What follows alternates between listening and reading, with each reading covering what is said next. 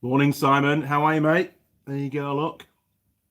One of our, what is it? Wild Bean Cafe pies from BP. Very nice. It's not particularly warm, though, unfortunately. Maybe another minute in the microwave would have been good. Trading is not for everyone, but if you are... Looks like we're live. Woohoo!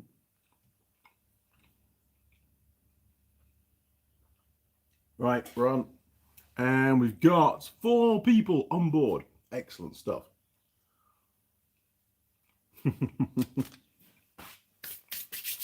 Morning, Kill Switch. I tell you, these Sunday mornings are getting harder and harder. They really are.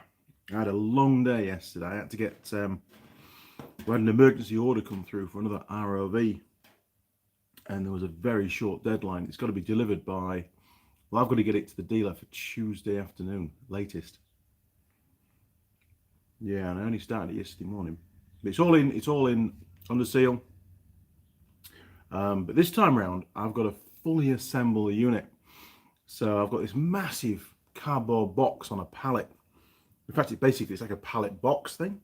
It's full of parts, all the panels and bits and pieces. The ute's full of parts. That's inside the cab, and the tray's full of bits and pieces. There's just loads of stuff. And then, of course, I had to take even more stuff off before I could underseal it. So we've now got, poor little team Henry's got all the other parts in as well. So I can't start reassembling it until tomorrow morning because I've got to give the underseal as long as I possibly can to cure. Otherwise, you get covered in it. You know, when you're working on it, it's not fun at all, to be honest. So breakfast. I made a concerted effort to warm the pie up and bring it outside so I could have some food. Mike Bozansky, good morning. Oh, pie. Good morning, Mike. Yes, pies are good, aren't they? Once you finish one, you just want another one. I know that. Kill switch. Pie. Everybody likes pie, don't they? Jim K. Hello, Andy. Good morning, Jim. Good to have you on board. GWP 58. Morning, Andy. Good morning, GWP 58. Simon Roll. Do you miss real pork pies? Yes, I really do, but you can get them here. I have had them. Some of the nice posh restaurants do them, but they're really expensive. And there's a butcher's in Browns Bay. I'm sure he does them as well. Even the coffee's cold. Betsy 387. Don't forget to smash the like button. Absolutely, chaps. Give YouTube something to justify why they promote so many of my videos. So I'm going to finish your pie, and then we're going to take a quick look at a dwell meter. Now, I've not seen this particular brand before. In actual fact, the only time that I can remember a dwell meter being used, one of the mechanics at my dad's garage in York was setting some points, that's right, on my little Suzuki Jeep, my SJ410, a blue one. So that was, that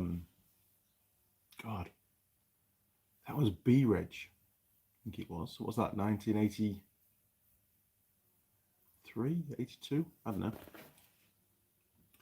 And he was setting a new set of points, and he got his dwell meter out, and he showed me how to do it. I was only about, I suppose I'd have been about 20 when he was doing that. But he just did it, and I was intrigued. So we've now been loaned, very, very kind by a chap called Neil that I work with, a Dixco 1404, Pro Tester it's called, Pro Tester 10. Diagnostic analyzer. It sounds very futuristic, doesn't it? Still a good pie.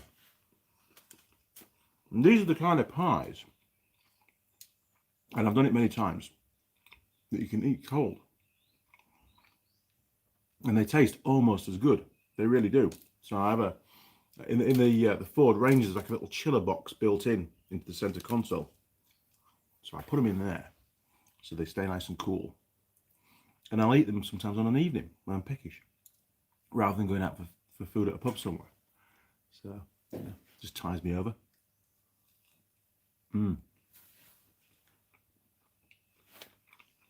Sorry, chaps.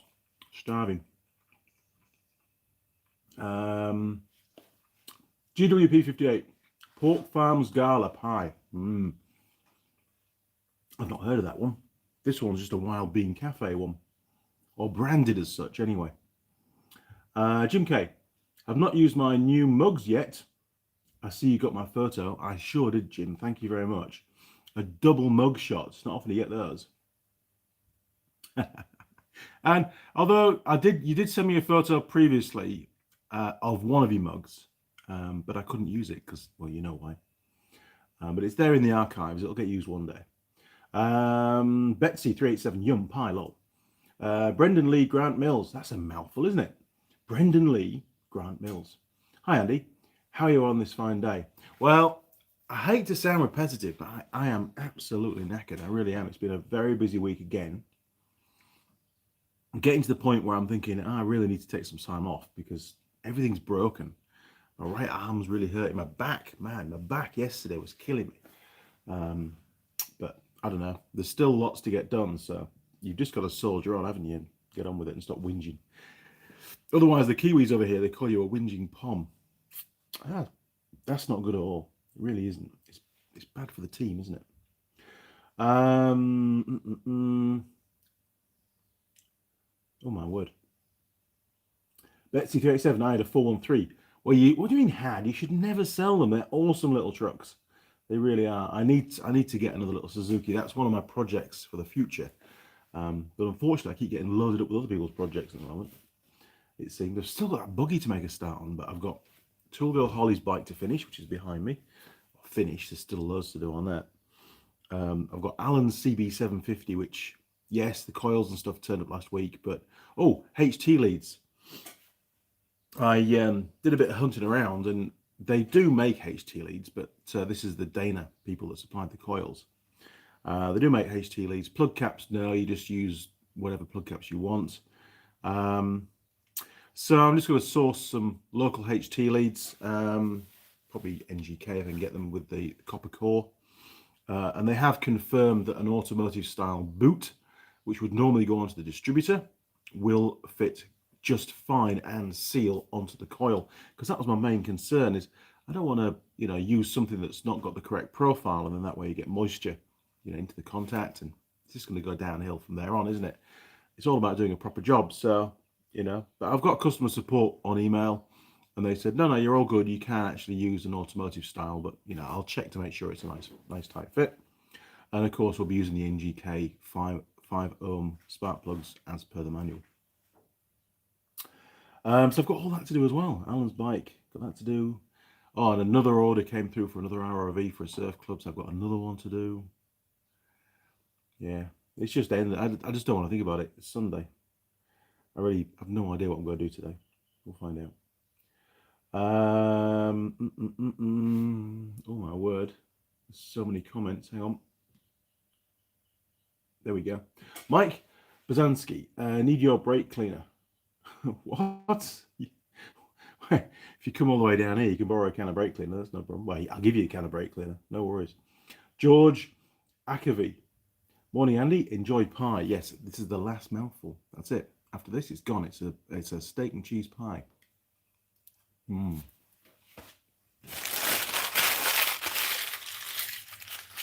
Lovely.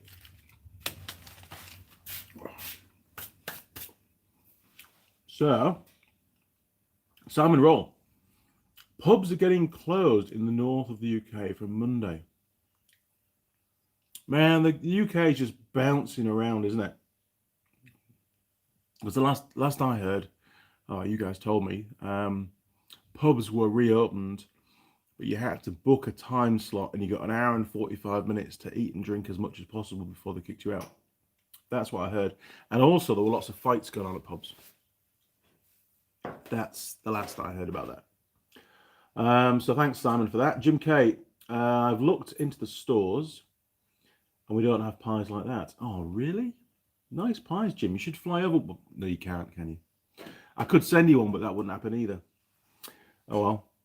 just nice pies. I must admit, those wild bean pies from well, they don't have beans in them. They're made by it's the Wild Bean Cafe. That's the name of the cafe.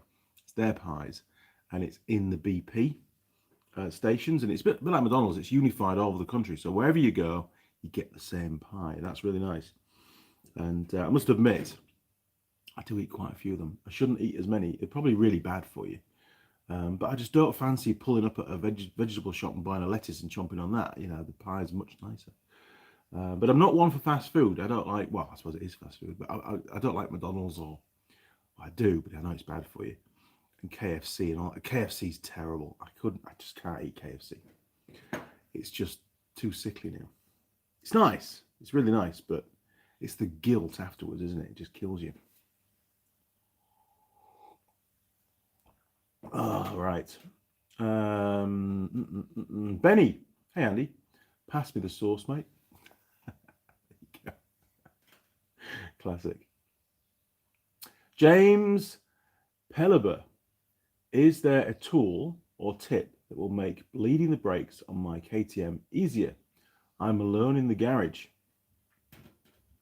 Well, a real simple way of doing it is, so it's obviously a KTM. It could be a dirt bike, it could be a road bike. You could always if you've got an old syringe, a big one, you need a big syringe. You could always back bleed, so you could actually pressure open the nipple up on the caliper and push the fluid back up to the reservoir. Other than that, I mean, if it's a motorcycle, you pretty much should be able to reach the bleed nipple with one hand and the brake lever or brake pedal with the other hand. Yeah, I mean, I've always managed it on my own. Shouldn't be a problem. Don't need two people, usually. Should be all right. Yeah. So, you know, just the old school, under the bleed nipple, brake pedal down or brake lever in, close the bleed nipple, release, and repeat. And don't run out of fluid. And don't try and do it too quickly. If you move the lever too quick, it creates pockets of gas actually in the fluid. It's called cavitation, isn't it? And of course, futile, because the whole idea is to get the gas, or and usually the air, out of the hydraulic fluid. You know, I've seen people, you know, sort of, especially in cars. There was a guy that I used to work for down in Devonport, and it was one Saturday morning. He was stamping up and down on the brake pedal as fast as he possibly could, and then holding it down, and then telling me to open the bleed nipple. We were there for 45 minutes, and there was just constant amounts of air coming out. So we swapped positions, and I sat in the car, and he did the bleed nipple. He did the grom job, and I took control, and we did it nice and slow. And within 5 minutes, the brakes were all bled up, and the customer was less unhappy than they were going to be. Yeah, different techniques, and you know, doesn't always work. So you've got to do it the way you think to do it.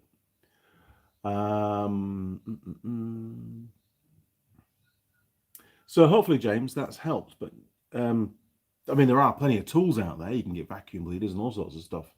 You know, you could, if you wanted to, fit some kind of device on top of the reservoir that's sealed the way which you can pressurize slightly, and then you could wander off to the bleed nipple and just undo it, and then the pressure would push the fluid down, you know, through the system. A lot of messing around there. You shouldn't have to do that. It doesn't take long to bleed brakes up on motorcycles normally, if everything's okay.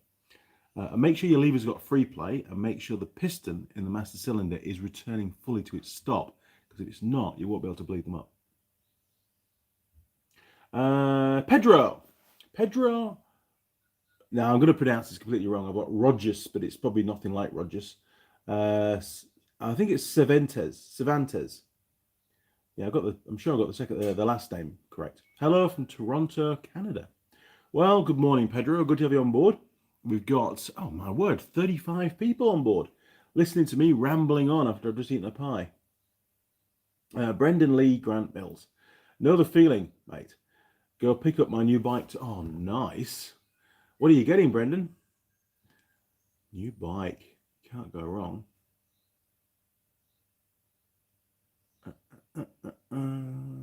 Jim K.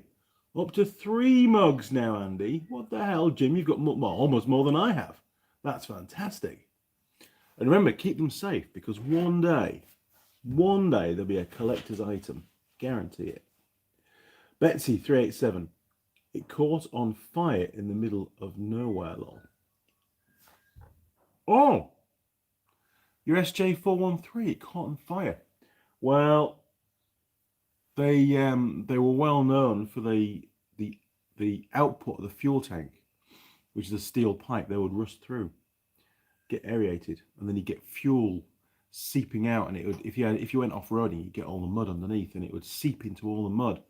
And the silencer at the back on the exhaust used to get really hot. Very good source of ignition. So maybe. They also had a mechanical fuel pump, the early ones, and it was a return system. And sometimes you get a leak on the return, and of course, you didn't know unless you took a look. So there was just fuel being pumped all over the place. We never had a fire on a Suzuki Jeep, other than when I was welding it. It was entirely my fault. Quite scary, actually. But that's a story for another day. Fireblade 2102. Would you not use silicon inner leads as opposed to copper core? Well, I like copper.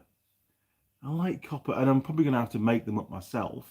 Well, I will, because I'll just be buying the a length of cable.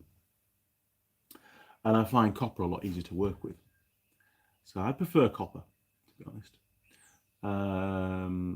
Plus, I've already got the resistor caps. I'd rather use copper. Simon Roll, the back grown on the lathe.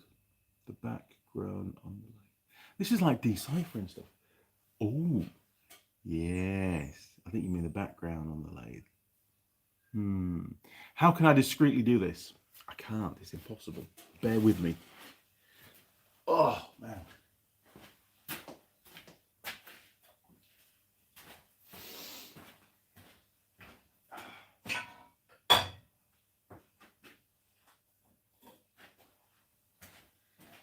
All right, tell me if that's correctly positioned. Oh, it is. Look at that. What a bloke. Obviously done that before. Right, thanks, Simon. I'm useless, as always. Half asleep, mate. Mike Bedansky, strategically placed can of brake cleaner. There you go. Pedro. Oh, my word. All my vehicles are GM OBD1, and there are not many left that are familiar with these. There is a certain skill set, a discipline of logical thinking that seems to atrophied. Never heard that word before, Pedro. Good man. Well, like with anything, skills disappear, don't they? If you're not using that skill on a regular basis, even you yourself forget stuff. I know I do. Betsy 387. I should have been racing Western Beach race Sunday, but COVID got in the way of that. Oh man, that'd have been fun. Fun. There was a launch the other day, actually. In fact, I think it might even still be going on. Not a launch. There was a ride to celebrate a new model of motorcycle. I don't want to mention the name or the model. It's a dual-purpose bike. It came out about a year ago. It's a really cool piece of kit. It's a 700cc. I rode one in Australia for 2 days. Had a fantastic time. Did 2,000 kilometers on it, which is a long way in 2 days, by the way, on a motorcycle. And I wasn't invited.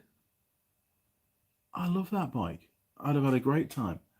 I wouldn't have got this ROV done, obviously, and there is a deadline, so probably that's why I didn't go, but it would have been nice to have been invited at least.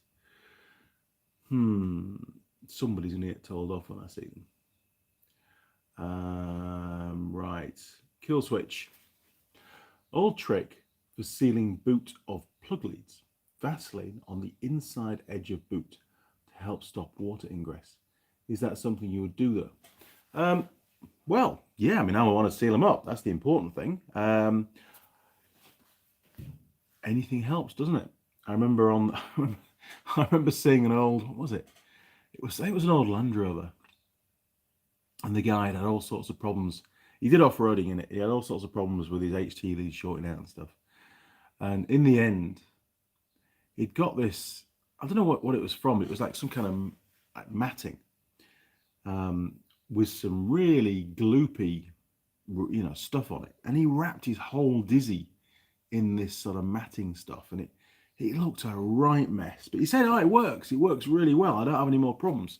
But it was his distributor had turned into this big blob of woven cotton matting stuff with like a green gloopy, semi-gluey, tacky stuff all over it, and he'd also sort of run the matting down the HT lead most of the way as well on each one, and it was just like an octopus, going over his engine.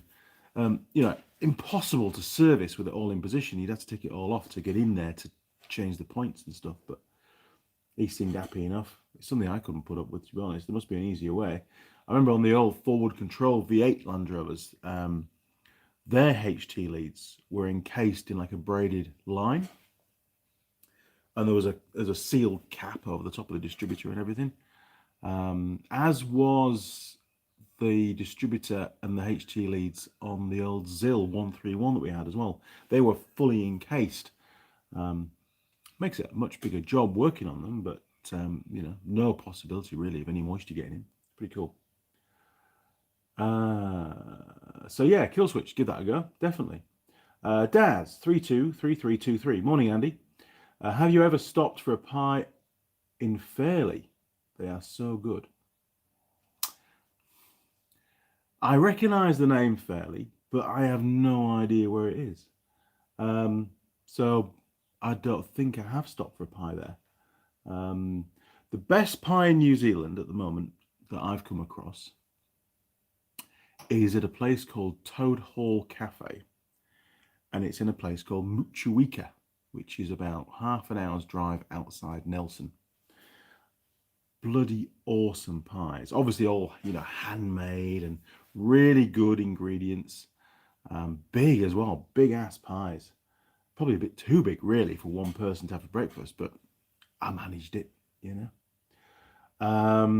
Right, so I'll give that. I'll check that out. Thank you very much, Daz. John Dwyer. Hi, Andy. Hey, Andy. How are you? Ah, I'm good. I'm actually good. I'm pretty. To be honest, I'm pretty knackered. And when I came into the workshop this morning, there was no internet. My Wi-Fi works, which is what the laptop's connected to, so I can watch what's going on and read the comments and stuff. But I couldn't get any internet on my S20, which is what I film these live streams on. So, a bit odd. I'll turn it off and back on again. Well, the phone's never been turned off since I got it. I forgot how to do it. So I had to go onto my laptop and Google how to turn my phone off. So I worked that out. And then I had to Google how to turn it back on again, because obviously it was different. And turn it back on, and then we got internet. And we got internet only about 2 minutes before we went live. So there was wasn't a live stream this morning, because there was also no internet on my other phone either, which was really weird. I thought the tower maybe had gone down. But I thought it can't have gone down, because we have rural broadband for our main Wi-Fi internet, the main internet for the workshop. And that's also 4G. It has a SIM card. So that one's working. The tower can't be down. Anyway, I ramble on. We nearly didn't have a live stream this morning. And I'd have just gone back to bed. I really would have just gone back to bed. I am knackered. Betsy 387. Do you work on two-stroke motocross bikes? Not really. No, I don't. I really don't. I don't get into that scene. What I find with that kind of market is people don't like to pay very much. Most people here in New Zealand will service and maintain their own dirt bikes themselves, whether they've got the skill set to do that or not. The only time they'd ever take a bike into a dealership to have work done is if there's a fault with it, to do diagnostic work, or for like a full engine rebuild. I mean, even then, some people do their own, but there just isn't a lot of money in it. It's a lot of time, a lot of messing around, and doesn't really interest me, to be honest. I can be very selective on the jobs that I take on because I don't have a lot of time to do those jobs. Brendan Lee Grant Mills. Harley Davidson Street 750. I'll email you a picture. Good man. I think my phone's still on silent, actually. Oh, hang on. It's turned off. Oh, man. Honestly. It was on, and it had like 50% battery, and then just for some reason turned itself off. So we had major IT problems this morning. Cool. Thanks, Brendan. I'll check that out when it pops through. Simon. Babe rear caliper on the case. Babe, B-Y-B-R-E. Is that a typo? Or is that the brand? Because all mine have got the Brembo brakes on. They're a bit of a pain. Take the nipple out and use your finger until you get some fluid through. Then use the bleed nipple. Yeah, easy. Thanks, Simon. John Dwyer. I have done that before. Yeah, it does sort of allow you to get a lot more volume through initially. But you've got to get your timing right, as always. John Dwyer. Click the thumbs up, folks. We'll be on now. 19 thumbs up. Excellent. Right, I'm catching up. Pedro. My first Harley was a 1977 Electroglide. Cleaning and setting the points was routine. I don't miss it, but the Anaconda-sized wiring harness and microchips just don't belong on a bike. Yeah, there's a lot more gubbins, isn't there, on new motorbikes? For sure. Ed Foster. Don't cover it up. Zoom in on her. Lol. Wow, is that the... I have to cover it up. It's YouTube. They get upset. Hey, didn't Tool Girl Holly do a good video on the Tool Girl attire video? That seems to have gone down extremely well. Good job. Oh, we've got somebody just putting full stops. That's wonderful. Thanks, Jack. Really appreciate that. Let's just hang on a minute. Let's just do this. Hide user from the channel. Well, that worked. What a numpty. Thanks, Jack. Maybe you can go and annoy somebody else now. Now then. Roldan de Sola R. Hello from Venezuela. Nice work.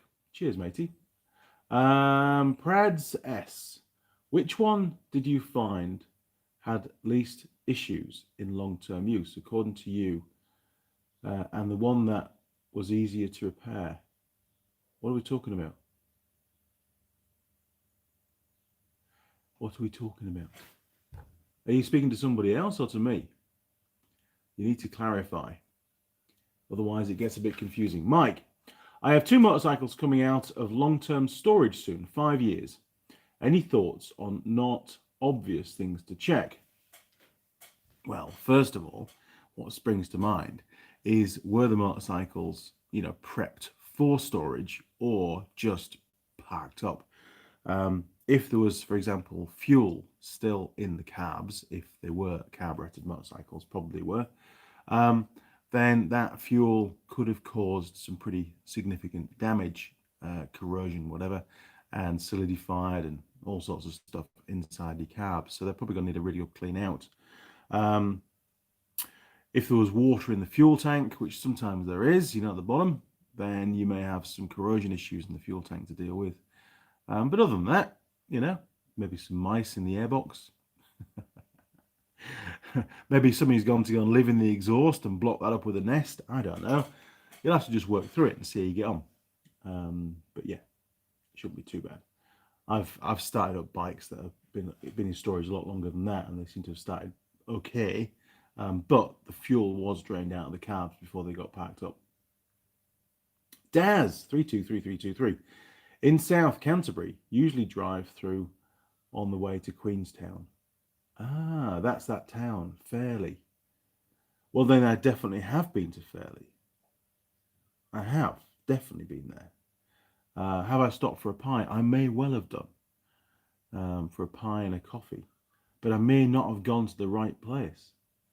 I wasn't aware. If there's a particular shop or cafe, let me know the name, and I'll make sure when I'm down there in a few weeks to call in, because I will be down there for 2 weeks. John Nuttall, that tape is called side glass was used on pipes. I thought I'd seen it somewhere before. And greenhouse glass roof joints in my dad's day. So obviously it's there for sealing purposes to keep the water out.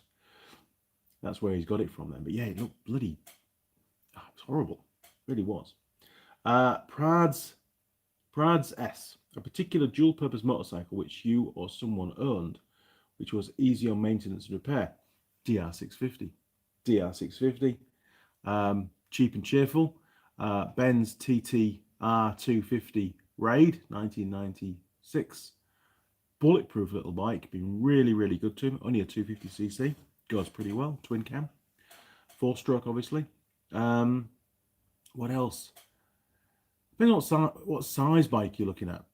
Anything sort of Honda Dominator-ish XR 650s, don't go near them because cylinder heads are like rocket horse these days, and they often seem to crack between the spark plug and one of the valve seats, causing erratic idle, and you can't really fix it. And you can't get new heads anymore. They've all been used up by the sounds of it. Or if you did find one, it'd be crazy expensive.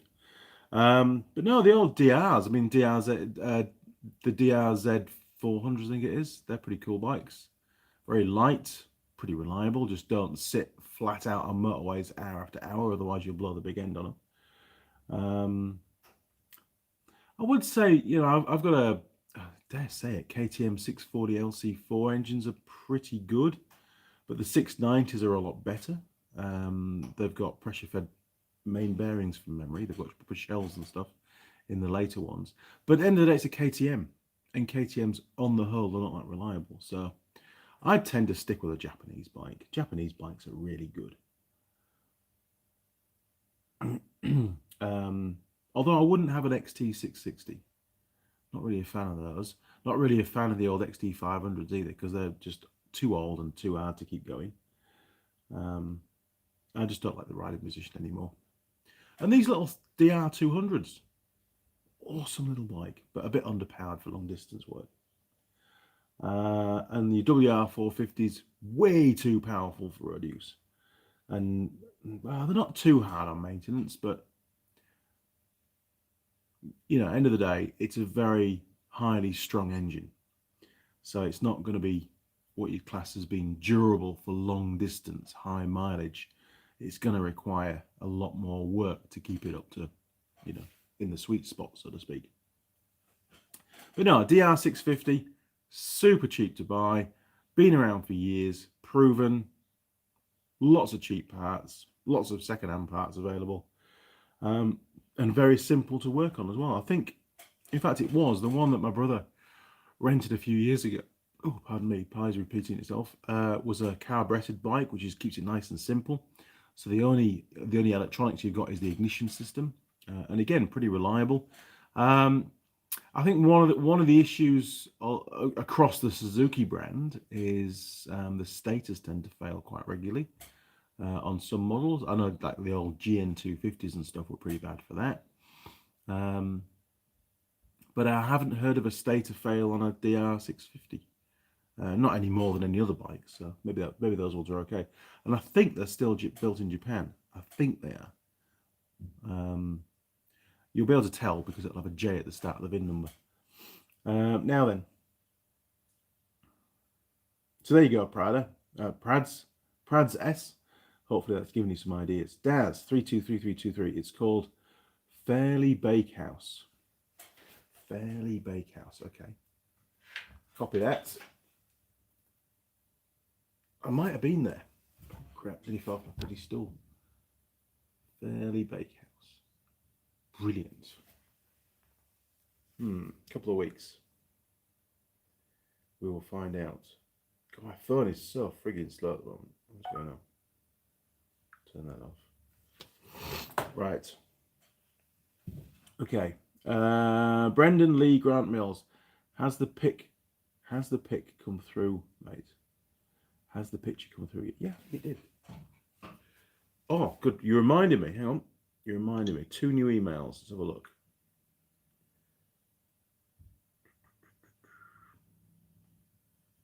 No, not yet. He's checking now, though. Yes, here we go. Now then, just while that's loading up, Prads S. Any motorcycle, funny issue you remember coming across and fixing it that you always share over a coffee or a beer? Maybe not so much. Well, yeah, there is a couple. There was a tech working on a two-stroke. I think it was a BW. Yeah, it was a little BW scooter. I think it was a 125 or 100 BW 100 or something like that. Something around that sort of CC anyway. It wasn't the 50 version. Mrs. Mechanic used to have the 50 years ago. It was definitely two-stroke, and he had it on the bench. And the customer brought it in. It had been parked for a year, wouldn't start. So Luke went through the basics, drained all the crappy fuel out and checked for a spark, and it had spark, and fuel was getting through, and it would not start. And he kept putting it to one side and getting on with something else, because obviously other jobs were more important, had deadlines. And then, you'd look up again, it'd be back on the hoist, and he'd be there scratching his head, pulling more bits off it. And by day 2, I walked past and I said to him, "We tried starting it without the exhaust on." And he's like, "Why would I do that?" I says, "Well, maybe it's not exhausting anymore. Maybe it's blocked up." Huh. So it was like a 2-minute job to remove the exhaust and pull the exhaust off. It started straight up, instant. As soon as he pressed the start button, boom, off it went. It was very happy. And he just laughed at me. And it turned out this little scooter had been on the back of a camper van parked in a barn for the year. And of course, something decided to go and live in the exhaust and built a little nest and then died. Maybe it couldn't get out again. I don't know. And it blocked the exhaust up, and that's why it wouldn't start. So that is one of the things that sometimes people don't think about, is if the gases can't get out, then of course the fresh mixture can't get in. The other good story, was I was out with my brother years ago riding. We were only like teenagers really. And he was on my Honda CM200 twin. Cyril, it was called. All my bikes, all my vehicles had names. It was called Cyril. And we used to do a lot of green laning. So we went off down this track. We knew the track really well. And it had I would say a river crossing. Yeah, it was sort of a river. It was only a small river, but it was too big to be a stream. And we used to love going through that way. It was a good little shortcut on the route. And it was middle of summer, so he decided, and the river was quite shallow. It was only maybe a foot deep. So he decided to ride up the river on Cyril. And we'd done it before, but we hadn't been that far up the river, and we got a lot further this time. And he's riding along, and I'm looking at the water, and where he was riding, and for the whole distance we'd travelled from the ford crossing upstream, the water was quite ripply, and there was white water around as the water was going over the rocks. And I was watching him, and about 10 foot further ahead, the water was dead flat. There was no ripples, no nothing. And I'm thinking, that's a bit different. Wonder what's happening up there. And just as I was sort of thinking that, and slowly came to realize that it's probably a lot deeper, was the reason, he disappeared. He just he was there 1 second, and I looked up and he'd gone. And there was just a few bubbles coming up, which didn't look good. So I sort of parked my bike, turned it off, in the normal depth of stream that you would ride, and climbed up to the bank, climbed out onto the field, and walked along the bank side. And I remember just looking down, and by this point he'd sort of swum up to the top and was, laughing and stuff with his crash helmet on and all his leathers and things. Soaking wet, obviously. And I remember the water was so clear that I remember looking down, and there's poor Cyril about 10 foot down on the stream bed, just lying on his side. And I was thinking, poor Cyril, that's not good, is it? I'm going to have to rescue Cyril now. So we found a bit of old rope. We had a wander around, found some rope, and got Phil to strip off and dive down and put a rope on him. and we got him dragged to the bankside and finally got him up into the field. It was a bit of a palaver, to be honest. Now, obviously, we couldn't start him because, you know, the engine was full of water, the fuel tank was full of water and stuff. So I then towed Phil all the way to Scarborough, with his engine turned off, and we went to a motor factors and, you know, somewhere, and bought some oil, and we drained the engine oil out and put fresh engine oil in, and we drained the fuel tank, put fresh fuel in, drained out and dried off the air filter, turned the engine over a little bit by hand with the spark plugs out, and anyway, put the plugs back in again and pressed the start button, and boom, and drained the carbs, obviously, and good old Cyril was back to life, and that was it, really. We rode all the way back to Sheriff Hutton, a good sort of 40 miles after that, and didn't miss a beat, no problems at all. And I gave it another oil change once we got home, and Cyril ran for years. But just seeing him going over the top of, well, there must have been some kind of a ledge, like a weir thing underneath, and he just rode clean off, and just down he went. It was hilarious. So there you go, little story. Me and Phil out on the bikes, having fun. It was good. Would have been a lot more funny if it had been his bike that he'd been riding, going over into the depths of the water, but, you know, in the end it was still funny. And he's never changed. He still does stupid stuff. Right, picture. It was just downloading, wasn't it? Hang on, sorry. I'm useless at the moment. Here we go. Preview. Let's have a little look. Oh, look at that. See if it's going to twizzle round. They don't always twizzle round. Twizzle round. No, okay. All right, there you go. That's Brandon's new bike. What a machine. Good bit of kit there, isn't it?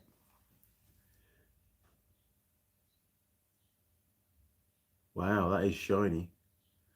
The sad thing is, man, I love buying new bikes. Don't get me wrong. I absolutely love new motorcycles. And the day that you go and either put them together yourself or you collect them. And that first ride, you know, you're getting used to them. But it's downhill all the way, because I'm not one really for cleaning my motorcycles. I really don't have a lot of time for that kind of stuff. So it's never, for me, a new bike that I get is never going to look as good as the day I picked it up. In actual fact, within a couple of weeks, it's going to look pretty shabby.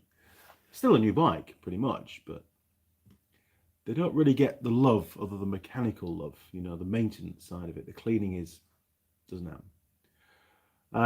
Machine NZ, morning Andy, how's things? Things are great. And Machine NZ, you have got your sticker up on the cabinet, just above the Simply Diagnostics one, just there, look. So famous again, pretty cool. So where are we? Pete, hi from California, USA.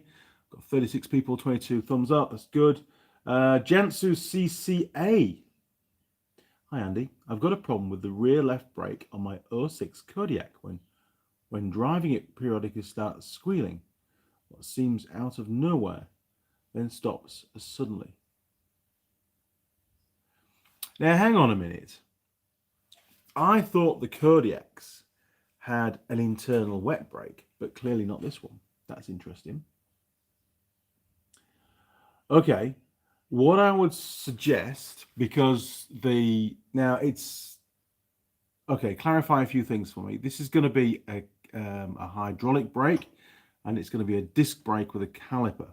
Is that correct? If it is, then what I would suggest, and if it is, then both rear brakes are on the same circuit and linked to your master cylinder for the rear brake system. And it's most likely that the piston in the master cylinder isn't fully reaching its stop when the brakes are not being activated, i.e. your foot's off the brake pedal or your hands away from the lever. Now, when that happens, the seal inside blocks the compensating port. And as the fluid warms up, due to thermal expansion, it expands. The volume of fluid increases. And whichever piston is the easiest to move on those two calipers will be the piston that gets pushed out to allow for this increase in volume because it can't leach back to the reservoir. And that's probably why that brake is just starting to rub once it warms up. So it's nothing to do with the caliper. It's potentially to do with your master cylinder. And people do adjust the levers sometimes, but they forget to adjust the push rod. So they might want to move the lever position, the height of, say, the brake pedal. So they do that, but they don't readjust the push rod between the lever and the master cylinder to make sure that the piston reaches its stop. And the stop is normally a little circlip, so you can pull the boot off, have a look, make sure it's reaching the stop. Even 0.5 millimeter, or can be enough to cause that compensating port to be blocked. So it has to hit the stop and essentially have a little bit of free play as well. So there you go. Boom, boom, boom. My word, there's some stuff here that I can't understand. Hello, 250. How the Yamaha TDR 250 petrol tank valve works. Do you mean the stopcock? I don't know. I haven't got one in front of me, but there's two types of stopcock on motorcycles. One is vacuum activated. So you've got 3 positions. You've got on, you've got reserve, and you've got, oh God, what's it called? I've forgotten the name now.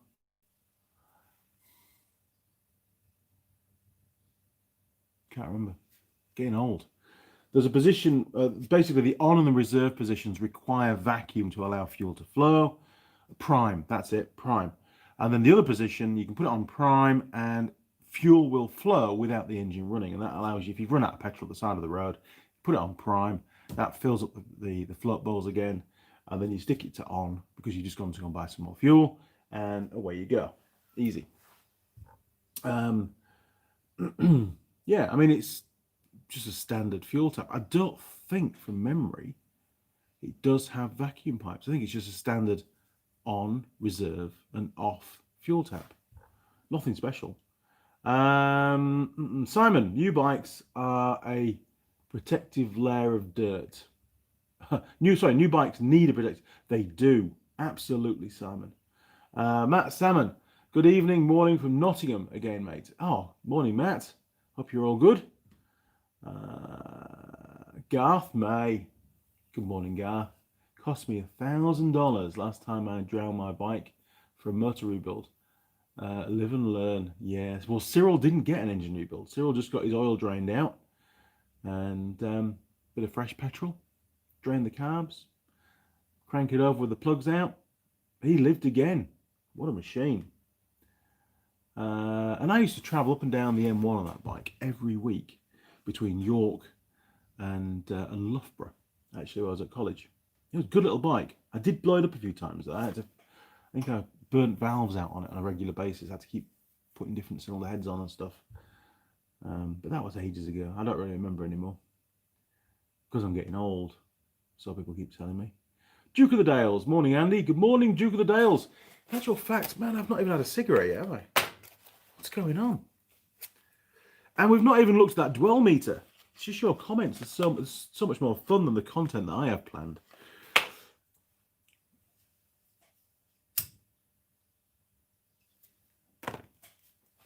Mrs. Mechanic's going to go mental because I stole all the cigarettes. She likes to have a cigarette when she gets up. Jim K. Andy, that name is used in different countries. It's very difficult keeping a conversation going on these comments because when you refer back to your previous comment, it's so far back. I've talked about so many other things, I can't link stuff together anymore. Okay. Elaborate, Jim. Brendan Lee, Grant Mills. I spent a stupid amount of time and money on cleaning my car and bikes. Time. It's time, isn't it? And all this. And don't get me wrong, but the one thing that really, well, two things that really, really annoy me when it comes to having your car cleaned, all right? One is they make the steering wheel as slippy as possible. Now, that's not good. And the other thing is they spray silicone onto your tires to make them shiny. That annoys the crap out of me. It really does. Because that silicone, all that happens is it ends up on the road surface. and it makes the roads slippy for motorcyclists. I know it's not a lot, but it does add to it. And the tyres look so stupid when they're shiny like that. Tyres are supposed to be matte black, and ideally with some white lettering on them, and even better with smoke pouring off them, you know? None of this stupid shiny tyre stuff. It seems to be a big thing here in New Zealand. We used to do it at Firestone when I first started. And when I sort of took control to some extent, I just stopped doing it. It was just a waste of time, waste of money. And customers, most of them didn't bother about it anyway. They didn't even notice. So we just didn't use the tyre shine. That's it, isn't it? But people go and buy black tyre shine and spray it on the cars. Make the cars look shiny. Can you send a video? Oh, is that the fuel tap thing? Maybe. See how I feel later on. I might do it on... have you got Instagram? I might stick a 1-minute video on Instagram for you. Or in fact, send me an email. That's the best thing, because I'll forget, because all this disappears. Send me an email, andymechanic@live.co.uk. Explain in more detail what the problem is, and I'll see if I can help. Matt Salmon, if it's drums on the Kodiak, stick it in reverse and go backwards and pull the handbrake on to shake the dust off the shoes. I don't know if it's drum or he's too old for me. I haven't worked on one of those on that particular year. I always thought that Kodiaks had drum brakes and the Grizzlies had disc brakes, but it might have been different back then. Gensua CCA, thank you, Andy, for the great explanation. I'll try that out tomorrow. Hey, no problem. Flicky Flag, that's a good name, isn't it? Flicky Flag. Andy, can you cut titanium thin pipe with a 32 tooth hacksaw? I don't know. I've never tried it. I would just use a slit disc. But let me know. I've never tried to cut titanium. You probably can. Simon will know. Simon's done everything. Simon, can you cut titanium pipe with a hacksaw? A 32 tooth per inch hacksaw blade. I don't know. Never tried it. Brendan Lee Grant Mills. I don't go to car wash. I do it myself. Look at that. I'm going to take a picture of that. Hang on.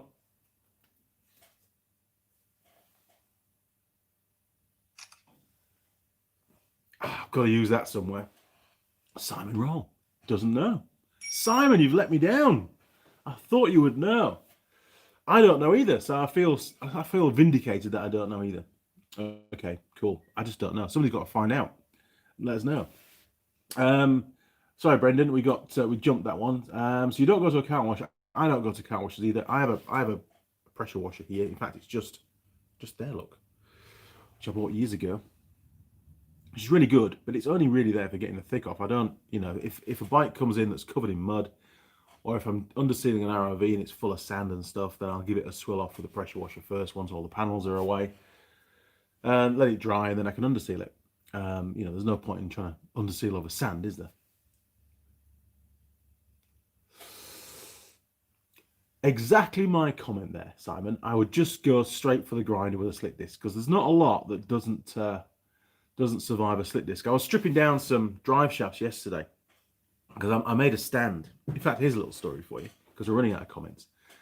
I've been undersealing these ROVs for years, and I've been playing around with different ways of putting the axle stands in different places to get them to give me full access for the undersealing, but also have the vehicle stable.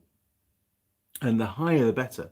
And obviously with axle stands, there's a limit to how high you can get the vehicle up. And I don't have a hoist here, not yet. That's definitely on the plans. I've got to build another carport on that side against the workshop, an apex roof, and get a full automotive hoist in there, a two-poster, and then I can underseal stood up, which would be so nice rather than crawling around on the ground. But anyway, so I decided yesterday morning, even though I was pushed for time, I had it in my mind I was going to make something. I was in a make something mood. So I found some old crate steel. This is the steel that the motorcycles come in crates. And there's some really good box section. There's about 40 by 40 and it's only about 2mm wall. And I thought, maybe it'll work, maybe it won't. But it's free, so it doesn't matter. So I knocked up a design, made it out of this crate steel, went outside. Oh, and the pins that go into the chassis rails, I use drive shafts for, because they need to be nice and strong. So I put those in there, let the jack down, and it promptly just buckled up. It just bent, and I was quite disappointed. So I had to do it all over again with some proper 40x40 box with a 4mm wall, and that was absolutely fine, and it stood up all night. It might even be 5mm actually, but it stood up all night. No, 4mm wall, and no worries. Didn't fall down on me, and the vehicle's now about 70 centimeters off the ground, so I can easily underseal it, you know, without getting underseal all over me at the same time. So yeah, I don't know where that came from. Simon, no, done that. Rob, mosquitoes bad over there? Well, they can be, but not here so much. In fact, saying that, there's a little black fly. I can't get him on camera. But there's like little fruit fly things over here, and sand flies. Man, they are horrible on some of the beaches, especially up north, like up around Kaipara, 90 Mile Beach, and other beaches as well. You get these little black sand flies, and man, they do bite. They love Andy taste. They really do. It's not good.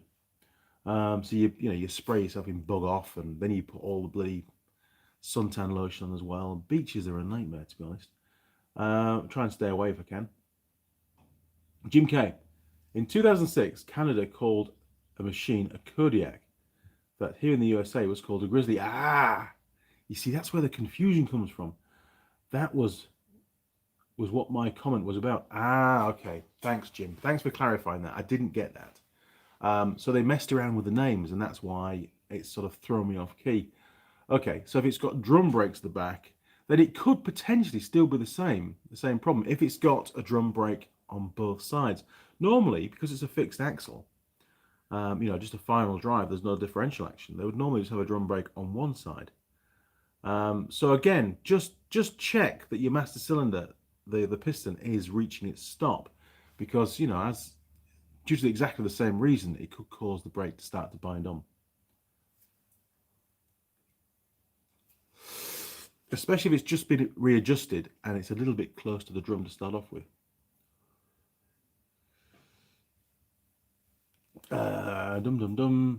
John Dwyer, titanium is harder than the blade, so no.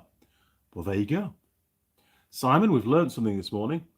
So you're going to need a grinder. Get yourself a grinder and get yourself a nice thin slit disc. It'll cut it, no problem at all.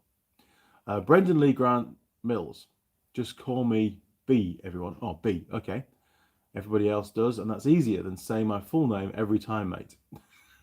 It's just a habit. I just do it every time. Jim Haynes. There you go.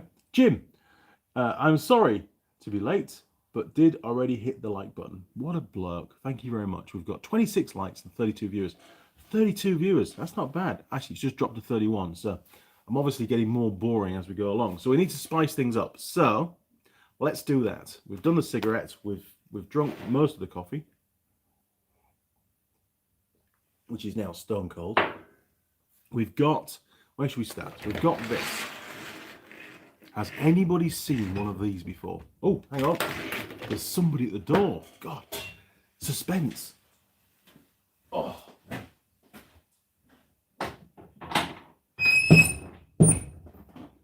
Oh my word. Thanks, man. We have to. Cigarettes. Oh.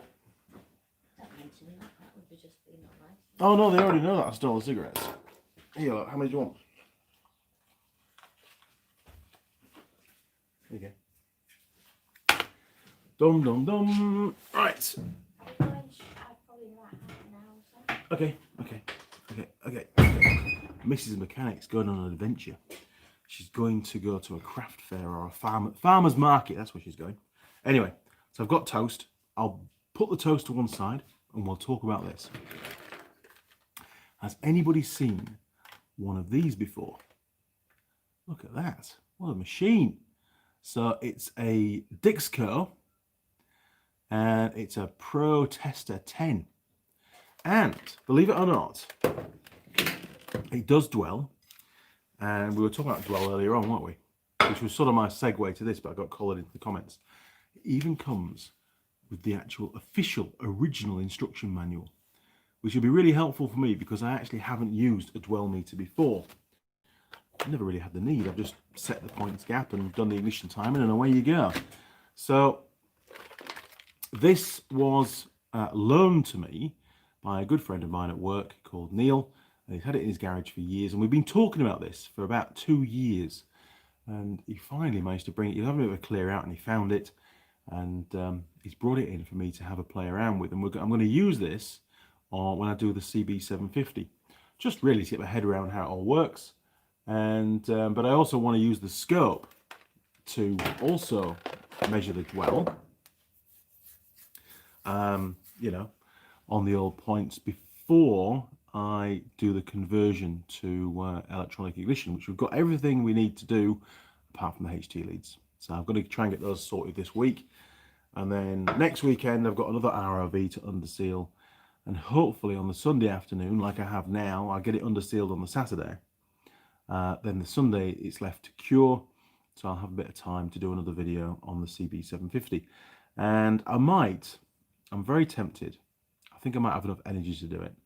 I still need to have a look at the front brake on that, the front caliper on that bike, and today could be the day. I might need to make up some new bushes, because if you remember from the videos before, when you apply the brake, the caliper lifts, it rides up on the disc by a good 5 millimeters, and I just wasn't happy with that. I've been told that they all do it.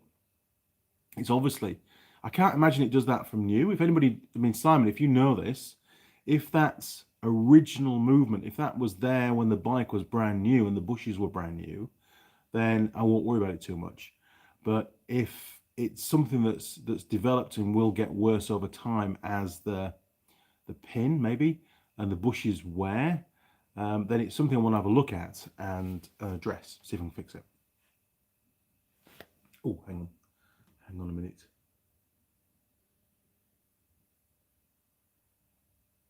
Right, Machine NZ, how are the ROVs going? Tell me, would you take your vehicle on the beach, then wash it afterwards? What's the long-term problems with taking vehicles on the beach, even if you wash them every time? Well, it is corrosion. I think, you know, the problem is there's washing them and there's washing them. I think really the only true way of getting, I mean, taking them on the beach isn't the end of the world because you're only on the sand, but if you end up going in the sea, then salt water is going to get into every single possible orifice on that vehicle. So when you come to wash it, you're not going to be able to get to every single orifice and flush out all that salt. Probably the best thing to do, if you can, is after you've been on the beach, go and find a river, you know, not a saltwater river, a clear water river, and do a nice deep river crossing in your four-wheel drive. I'm assuming it is a four-wheel drive, and then that water, you know, which is salt-free, will help to flush out all the salt water. A lot better than washing the car, I think. You know, that's what I would do, but I try not to go on the beach if I can. You see a lot of four-wheel drives that have been on beaches that don't get looked after, and they do rust real quick. It definitely accelerates the demise of your vehicle, no doubt. But as regards the ROVs, yeah, it's constant. It sort of plagues me in the background.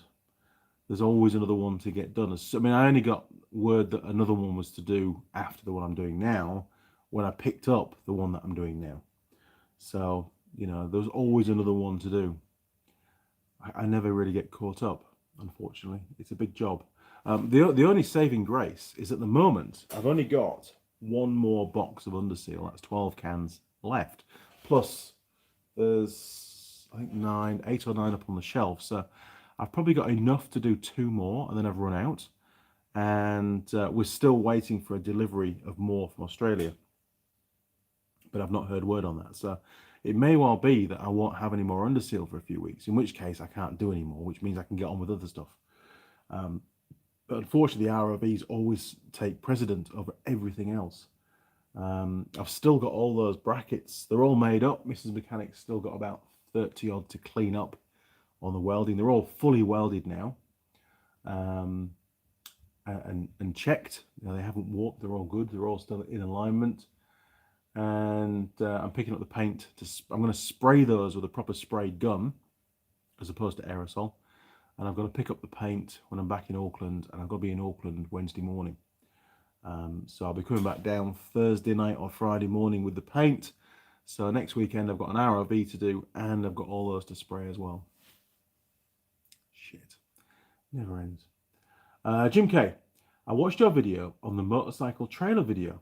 Wow, and got me thinking, that was a while ago, when you got out your drills, 9.5 and a 10, would you mind showing your drill sizes? I have a set, but only in 0.5mm increments. My drills at the moment are a complete embarrassment. I will show you, Jim, but they're not really a set. Hang on a second.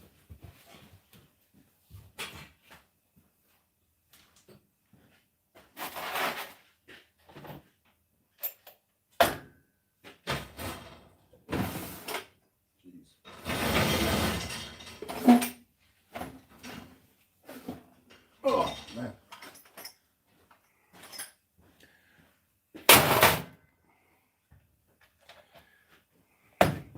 You guys ask me for some funny stuff sometimes. Right, I am going to eat my toast, but I'll just get this comment done for Jim first. Okay, so we have two areas that I keep my drills.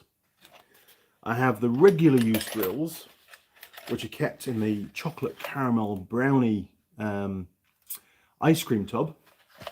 In there, look, completely disordered, mixed up. And then, if the drill size that I want isn't in there, then I move to the bigger drawer. Look at that, what a mess. There is actually, dare I say it, there's actually a brand new drill bit. Look at that. That's one that Ben bought, I think, that he left behind, so it got put in the drawer as well. My largest drill bit, just out of interest, is a 27mm. Look at that. And I think I bought that because I was making some preload spacers for an ATV, and the ID was smaller than the pipe wall, or the pipe ID, so I had to buy solid and then machine them all out, and that was about the quickest way of doing it, I thought, on the lathe. But even then, I had about, I think, 20 sets, and each set had 4 in it, so I had 80 to make, and it was just an absolute ball ache. It really was. Poor little lathe didn't know what was hitting it. It was hard work. So there you go, Jim. We've got the go-to drill bit tub, and if it's not in there the size that I want, then it's going to be in here somewhere. But to be fair, bar the odd one, most of them are all just 0.5 increments. So you've got, like 7, 7.5, 8, 8.5, 9, and so on. There is the odd one in here that's an oddball size, like a 7.8, which I must have bought for some particular job. But I just get the micrometer out and just start looking, basically. Sorry, the verniers. Get the verniers out and have a look.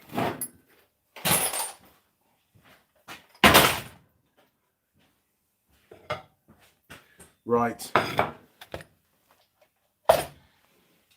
I'm back. I'm sure there's going to be some comments on that dwell meter, so let's have a little look. Hopefully, Jim, that's answered your question. And most likely your drill bits are far more organised than mine are. Do they come in smaller increments? Well, you can pretty much get any size, on a 0.1 increment scale, but you usually have to find out how to order them.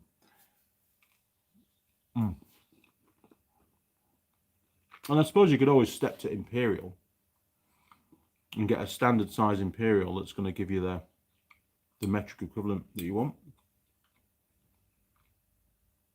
Machine NZ, sandflies are a curse. Itch for days after getting bitten. Yeah, the itching's bad, but if I get bitten by a sandfly, it tends to leave like even when it's healed up, the skin's quite hard. It leaves a a visible lump for a long time, and sometimes it never goes away. So I just stay well away from them. Jim, I knew it wasn't a barber. Okay. Brenda Lee Grant Mills, I have seen one, but I've never used one. Ah, okay. Paul Miller, hi, I'm from the UK. Morning, Paul. We're having a very informal chat this morning.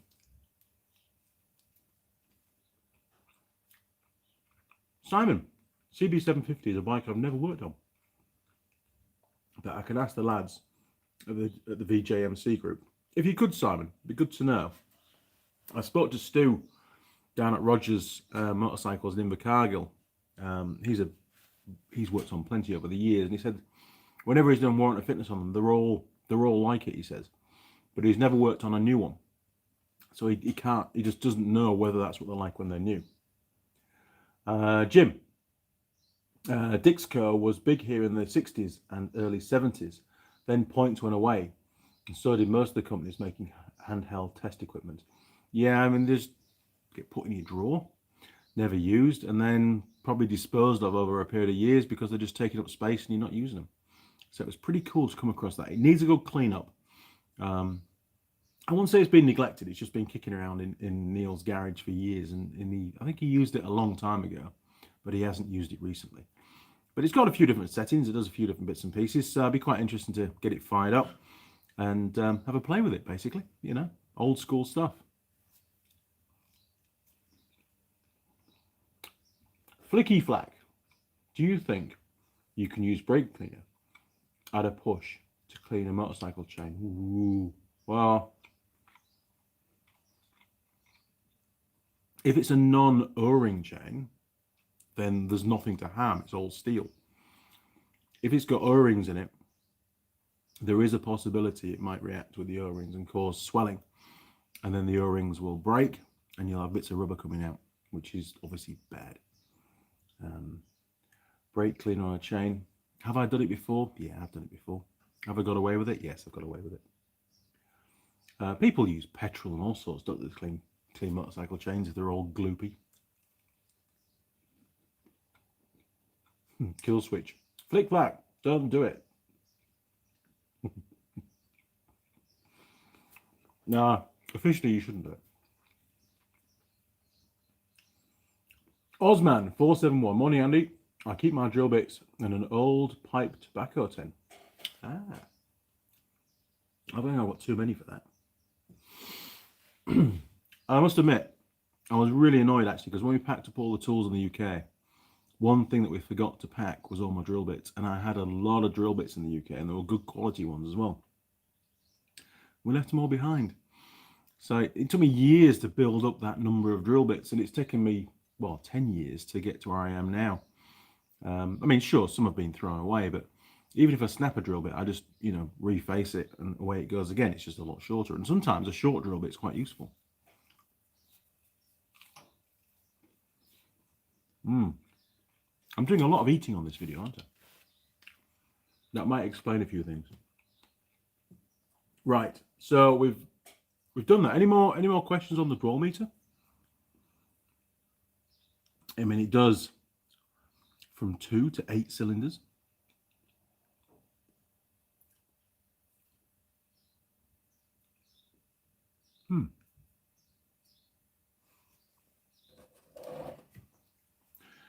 It's got a tachometer on it. Obviously, it does dwell. It's got volt dash points. That's interesting. Amps, ohms high and low. Yeah, should be cool. I'm just looking at the scale. There's lots of different stuff on there, isn't there? Look at that.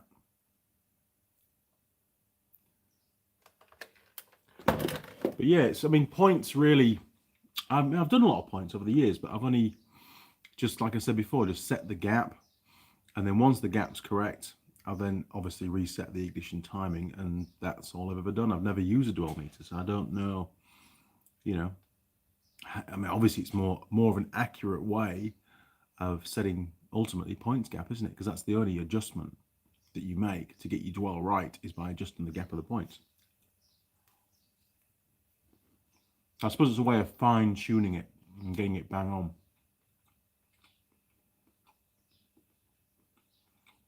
B. Where in the UK did you live? Well, I was born in Kendal, but nobody knows that, so don't tell anybody. I was whisked back to Yorkshire very quickly because I came early, and Mum and Dad were actually in the Lake District in their little Mini Cooper driving around, and I decided to join them. They got me back to Yorkshire, and then I lived essentially in York for many, many years. And then we moved, I was probably about 12. We moved to Sheriff Hutton. Richard III had a castle there. There's not a lot left of it now, it's a bit drafty. But we moved to Sheriff Hutton, lived there for a while. And then I went to go to Barcelona and work for Mercedes for a bit. And then I came back to the UK and essentially worked my way north. Ultimately ended up living in a little place called Bickley, actually. Middle of nowhere, just north of Dalby Forest, which is sort of just northeast of Pickering. But yeah, York, I suppose, would be where I tell people in general where I used to live. Because I like York. York was cool. Kill switch. You should be safe. Your bike has only three working out of 4 law. I know, at the moment. Well, once it's warmed up, it's all right. John, I have a Fluke multimeter that I still use. I had one at work, a Fluke. And I used to have a cupboard in the office when I first started, and it had all my technical stuff in there. It was great. There was manuals and stuff. Anyway, we got more staff, so we had to clear out all the cupboards, remove a lot of the cupboards to make more desk space. And a lot of it put on a pallet up in the warehouse. And well, I went to go and have a look in the pallet for this Fluke meter because I wanted to keep it in my car as part of my field toolkit. Not only couldn't I find the Fluke meter, I couldn't find the pallet.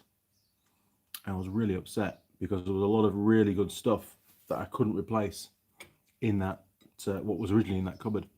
So I don't know where it's gone. I hope the lads haven't thrown it out, because they tend to get pretty blasé when they get told to clear a space. A lot of stuff goes in the skip, and if they don't see the value of it, it tends just to get thrown out, and that will be absolute sacrilege. When I get a chance, I'll have another rake around the warehouse, but I have a sneaky suspicion somebody's either taken it or it's been thrown out. Flicky flack. I got a Gunson tester from the UK, exactly the same style as yours. Use it on a T2 V-dub for tune-up occasionally. Well, I'm interested to get my head around using that one. It should be good. And there'll definitely be a video. It'll appear in one of the videos somewhere, but I need to have a little practice first because I really don't know how to use it yet. Roger Heaps. The dwell on points was critical on old rotary engines from memory. Only time I remember needing dwell meter. Ah, cool. Thanks, Roger. B. Cool. I live in Castleford near Leeds, but no York and Dalby. Well, yeah, Dalby Forest is very much like a tourist spot now. There's a lot of mountain bike trails and that kind of stuff up there, and they do concerts in the summertime. Talking to well, they have midges, not mozzies. They have midges up there, and they put on these live concerts. But man, the midges were horrific. If they put the concert on in the middle of winter, no midges, would have been great. But no, had to do them on a summer's evening. If there was a bit of wind, it wasn't a problem. But if it was dead still, the midges came out and they bite you. Lots. Garth. Andy, how do you get the tool girls to hang out with you? Or do you pay them? And does your wife just laugh at you? Tool girls, honestly. Well, I would like to say that the tool girls, first of all, enjoy coming down especially Tool Girl Holly. She's, worked on the tools as a job for a few years, working on old muscle cars, and she enjoys coming down and working on the bikes and helping out in the workshop. She also enjoys being part of the channel as well, and I think that's quite important. She enjoys that side of it. She revels in the fact that she is an official tool girl, and she came to me asking to be a tool girl, which I thought was pretty cool. Do I pay them? Well, of course I pay them. It's a day's work for them. It would be very unfair for me to not pay them, and then for those videos to create an income on YouTube, and for me to, make all the money. And I don't make a lot. In actual fact, to be fair, because I pay the tool girls and the expense around, for example, the outfits, that kind of stuff, the tool girl videos are very much a loss leader at this point.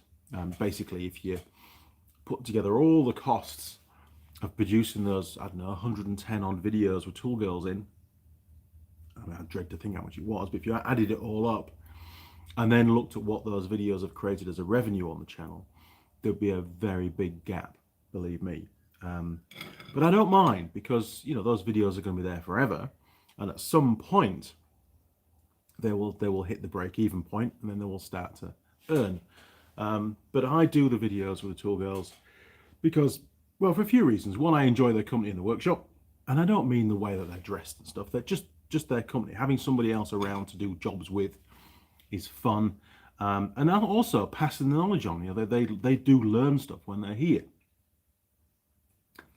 and I think it's just a nice, it's a good difference for the channel. It's a good point of difference compared to the other automotive channels. I tried to make the Anna Mechanic channel unique, different for its own way. The second part of your question, Mrs. Mechanic. Well, it does cause a lot of friction between me and Mrs. Mechanic. She does get quite upset sometimes about it. She tolerates it. Makes it hard. I mean, I only film with Tool Girls now. At the moment, Tool Girl Holly, she's scheduled to come down again end of November. So probably only film maybe one weekend every 2 months is what it's looking like. So that's only 6 weekends a year. And we decided to do it for a weekend's filming, a Saturday and a Sunday, because of the logistics of Holly getting down from Auckland. There's a lot of travel time involved. So we come down on the Friday night, take her back up to Auckland on the Sunday night, and then I do a day's work at head office on the Monday. So it all sort of works pretty well doing it that way, and we're able. It takes the pressure off rushing through any kind of videos. We've got a bit more time to do them right, But yeah, Mrs. Mechanic, she gets upset. So there you go. And then that's the God honest truth. She puts up with it because, well, she loves me, and she knows that I'm going to do it regardless, because I'm that kind of a guy. I'm, what's the word? Heartless, I think she calls me sometimes. It's not really true though. I try and please everybody, and it doesn't always work, does it? Anyway, kill switch. Right, latest peeps. I have a dog to let out, then go to bed. Well, good night, Kill Switch. Thanks for joining us. Really appreciate it. And well, hopefully you'll sleep better than I did last night. Jeez. Simon, there was the party goers have turned up again. There was music blaring till the early hours again last night. Simon, Gunson Colour Tune. Now that's an old bit of kit. I actually remember that name, Colour Tune. Drive Shaft Drew, hey, how are you doing? Well, good morning, Drive Shaft Drew. Good to have you on board, sir. A YouTube legend has joined us, chaps. And my toast is really cold. If you've not checked out Drive Shaft Drew's channel, then maybe today's the day. Easy to find, good fun. Flicky Flack. You seem to know the world's biting insects very well. I don't like things that bite me. I really don't. Drive Shaft Drew. Everyone, thumbs up, share the live show. There you go. You've been told now. Look, we've got 36 viewers and 29 thumbs up. So 7 of you haven't given me a thumbs up yet. And, maybe my Sunday morning dribble isn't enough, Who knows? Drew Dastardly or poor Mrs. Mechanic. Maybe she can be a tool girl one day. And unfortunately, she doesn't want to be a tool girl. And that's okay. I don't mind. Have I got a whisker? I think I've got a whisker in my jam. I have. That's okay. I mean, you know, in much the same way that my daughters aren't tool girls either. You know, it's a tool girls are tool girls, and just the way it is. And there's been a lot on the channel over the years, and you know, I'm very pleased the way things have gone over the years. It's not really been a problem. It's getting harder and harder to find new tool girls though, I must admit. I haven't tried recently, but yeah, about 2 months ago, what a nightmare. Just didn't want to know, which I thought was really weird.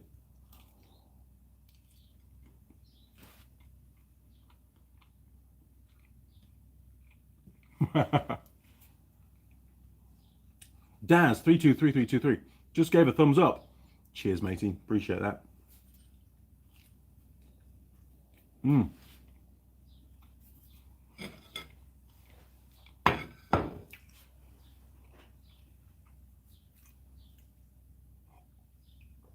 Cold coffee, honestly.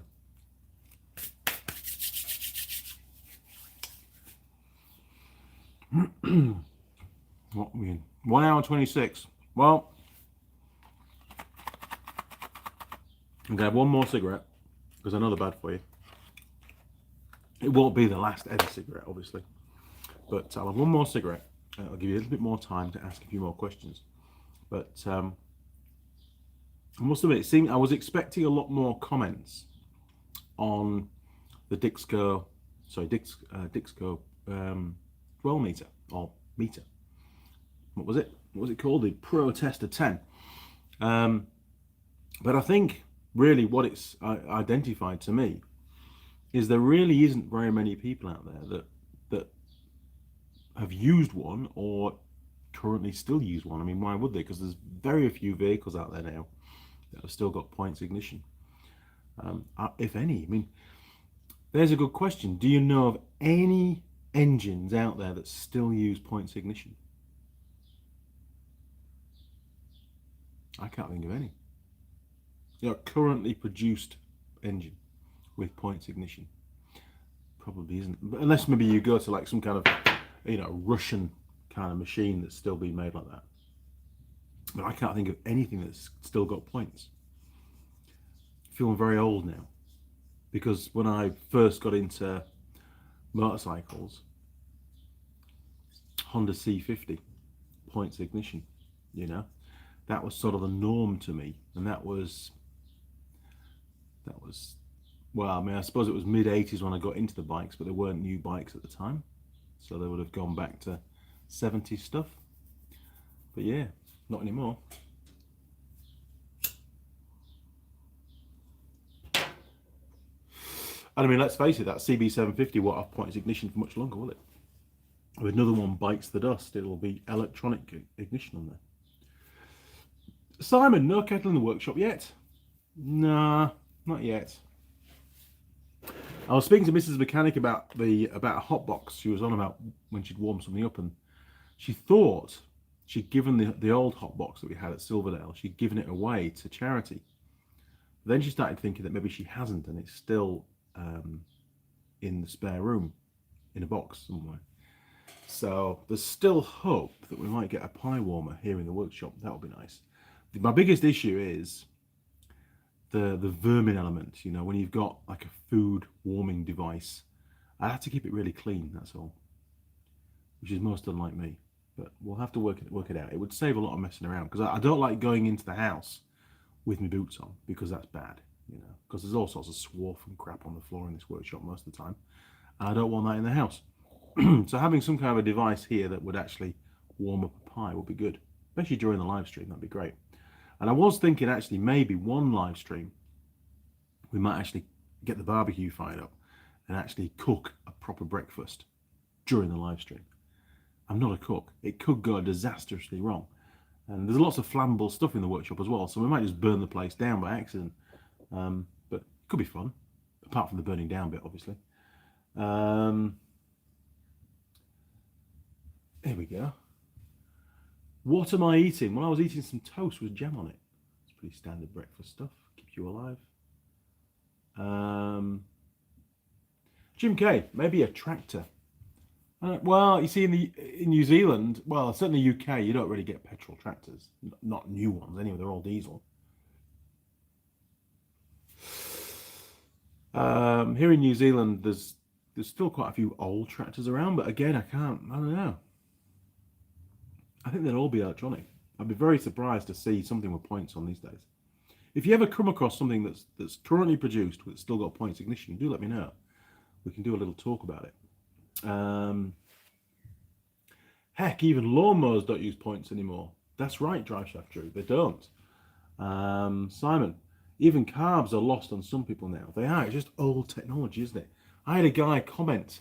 He'd watched my video on the leaking carb fix that was probably a couple of years ago now, and it turned out to be the O-ring between the float valve seat and the casing of the carb, something that's often overlooked when you're servicing carbs.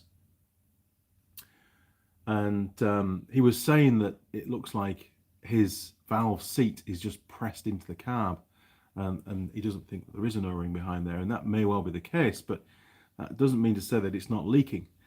So I tried to explain to him to do what I did in the video and mount the carb in the vise in the vertical orientation like it would be on the bike, take the float ball off, obviously beforehand, and apply some fuel to the fuel inlet, maybe a funnel, a bit of pipe and a little bit of petrol in it, and just very gently hold the floats in the closed position.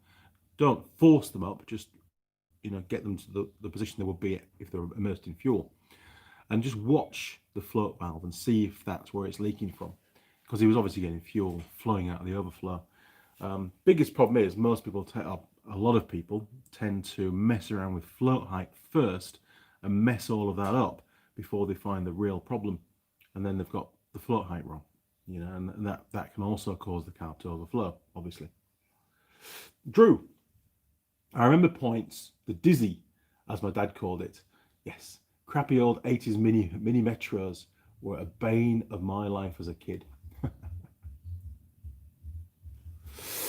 Yeah, I used to call it the Dizzy, but the Dizzy was the name for the distributor, and the points were in the distributor. It did other stuff as well, didn't it? But yes, I used to have loads of old Suzuki distributors, which of course have all been thrown away now, which is a bit of a shame because would have been quite useful to do videos on as resources, so to speak. I have got one somewhere, which is out of a 3-cylinder Subaru, which is what I'm going to use in a video when I get around to doing it. John, that's my first 39 thumbs up and only 37 in here. Oh, we've got 43 thumbs up now and only 36 viewers. That's the balance I like. That's pretty damn good. Jim K, how is life more cases? Worst thing, noisy neighbours. Yeah, I mean, I'm not following the old COVID thing anymore. I've tried to sort of detract myself from that and move on in life. There are still the odd new case here in New Zealand, but I think the vast majority of any new cases are either what they call historic, which is maybe ones that they hadn't found previously, or imported ones where people have just come into the country and they're currently in quarantine. And somebody tried to, in fact, there was a woman in Auckland escaped 2 nights in a row from quarantine. I mean, what the hell? How can they escape? Isn't it shoot on sight? I mean, seriously, it's just a joke, isn't it, really? But no, I think either it's people that are in quarantine from arriving in the country have been found to be positive, so they're sort of imported cases, or historic. I don't think at the moment, I could be wrong, but I don't think we've got any more community cases, which is the critical one, isn't it? So I think we're doing okay. But no doubt all they'll do now is relax the borders, relax the quarantine measures, and then it'll flare up again. It's a bit of a no-brainer, isn't it, really? And the economy's doing all right. I don't think, things are really that bad. Not here. Yes, they are around the world, but New Zealand itself, we've got it pretty good. It's not really a problem. Diva, I missed the breakfast, I guess. You did miss the breakfast. I was already halfway through my pie when we went live, to be honest. And then I've just munched my way through some toast, which was also cold, with my cold coffee. Rose Ironworks. Aha, he's out of bed. Morning, Andy. Sorry for the late arrival. Just been sorting the workshop out after a Saturday on the tools. Yeah, I have to admit, I think I've got a little bit of OCD. Because when I finish working on an evening, I can't, it doesn't matter what time it is, I can't go in the house until I've put everything back and swept the benches. I didn't used to be like that when I was a kid. I used to leave, all the stuff out and not worry about it. But now, I don't know whether it's because I film or not, but the workshop has to be as tidy as I can get it within reason, before I go in. Just the way it is. So when I come in the morning, especially for the live streams, it's not full of crap. I like things to be in their proper place. That must be age, I think. Drew, John Deere is the Tesla stroke Apple of the agricultural machinery. You don't own it. You can't fix it. You have a software license, is all. Wow. So John Deere, they're getting very electronic, are they, nowadays? I remember when the JCB Fast Track first came out. Very popular with farmers in the UK because they all decided they could take their own animals to market or to the slaughter or wherever, do their own transportation, because that machine was very powerful and its cruising speed was pretty high on the road, and it would tow a full-size trailer. Had a very high towing weight, and they decided they could run red diesel. And I remember the government picked up on it, and when they were transporting their cattle for sale or to market or to auction, it was deemed not to be agricultural use, and a lot of farmers as a result got fined for it. So then it started to wean a little bit. I remember when Ben was at school in Whitby, we used to take him every morning, and I'd go down to Pickering. I'd do a loop, drop him off, and then go a different route home. And there was often I would catch up with a JCB Fast Track, and he had two large trailers, one behind the next. And I'd always catch up with him going up the big hill out of Whitby towards Pickering. And fortunately, it was there was an overtaking lane, so I could get past him. But man, that thing, it used to go really well. Far too well for a tractor, to be honest. He was foot to the boards, and the blacks, he must have had the pump done on it as well, because it really shifted. Simon, smoke in the eye, that's terrible. Vacuum pump is good for testing the O-rings on the seat. Ah.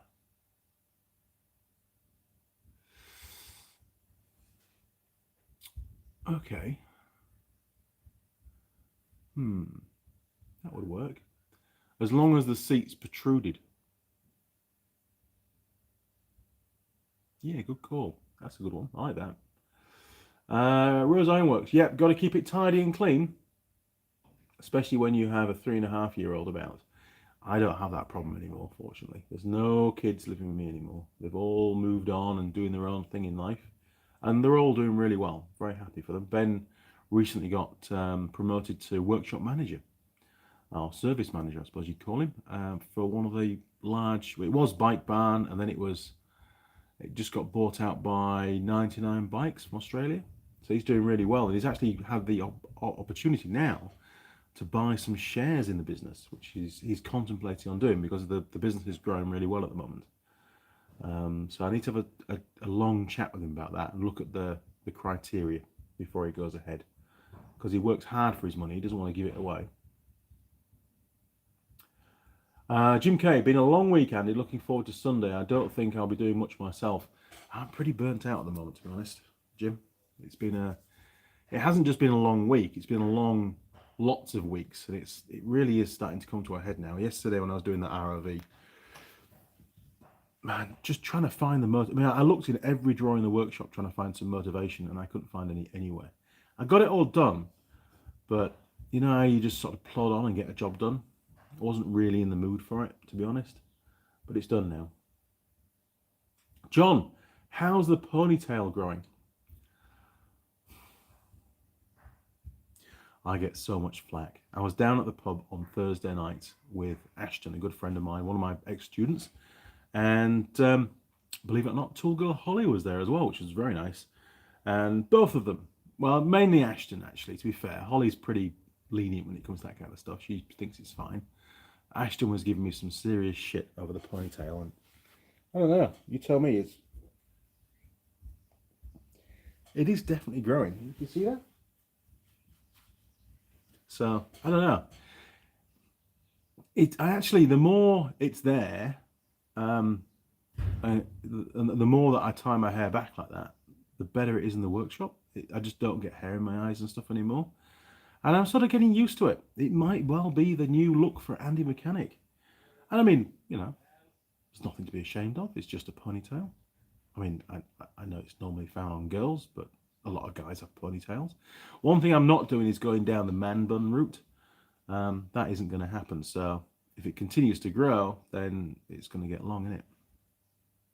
Okay. I'm not doing a man bun. Don't even ask. So what do you think? Is it acceptable? Can you cope with that? Or is it a big no-no for Andy Mechanic? Be good to know, because I've never had hair long enough to do anything like that with. I used to just like do a grade 1 all over, and that was the end of that, really. Rose Ironworks, have you seen the Guy Martin fast track speed record? I haven't watched any Guy Martin episodes, programs for quite some time, unfortunately. I need to dig that out. Is it on YouTube? Probably is somewhere.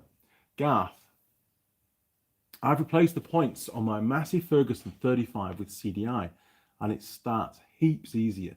$300, quite cheap too. Yeah, I mean, I used to have the main comparison that I had with points and CDI ignition was I had a few of those CM200 twins, and the earlier ones were 6-volt with points ignition, and the later ones, Cyril, for example, was the 12-volt CDI ignition.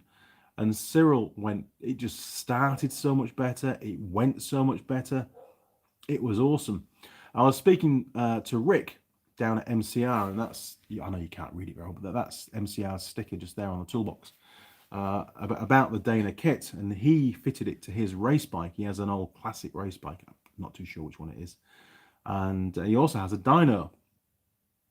And once he fitted the Dana electronic ignition kit, he claims he got an additional 5 horsepower at the rear wheel on his bike.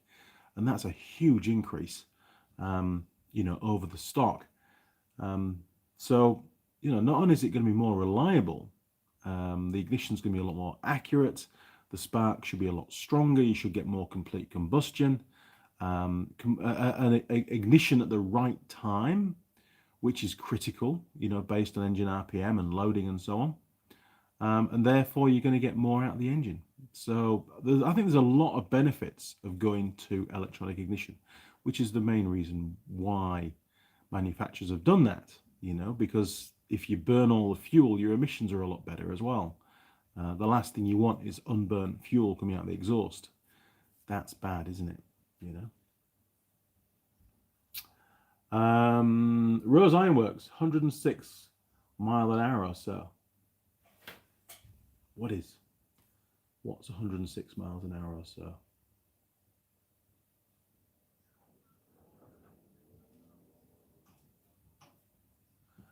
Rose Ironworks, what does that relate to?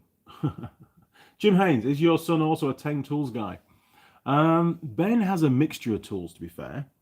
Although, because of the contacts that I have now, or contact Brandon up at ISL Industrial, and the fact that Ben's had a few Christmases and birthdays since then, I do tend to buy him tools, whether it's a Makita power drill or a Makita power tool of some kind, or a grinder or something. Although saying that, the grinder that I bought him back here in the drawer that I've been using, and the most recent Makita I bought him, which was a drill, brushless drill, is also still here. He just hasn't been down to take them away, to be fair. And he does use stuff like that, but not very often. So he's happy to leave them here for me to use, which is nice. But yes, he does have, I wouldn't say a lot of Teng tools, but his collection of Teng tools is growing, and he likes them as well. I think it's a good value for money. In fact, the last lot of stuff I bought him was at Christmas. He wanted a torque wrench, and I actually said to him to go online and choose a few items, and I'll just order them for him. So he got some spanners and other bits and pieces. So yeah, he's very happy, and he does like his tech stuff. Connor K, I apologise, Andy. Connor, you've got nothing to apologise for, sir. I got here late. Well, that's okay. Don't worry. We can cope. Wish I could say that it was because I was late leaving the pub. That would be a most excellent excuse, sir. It would. A justifiable reason for being late to the Andy Mechanic live stream as well. B, I have always had long hair. My ponytail is halfway down my back. Well, I've got a long way to go if I ever get hair that long.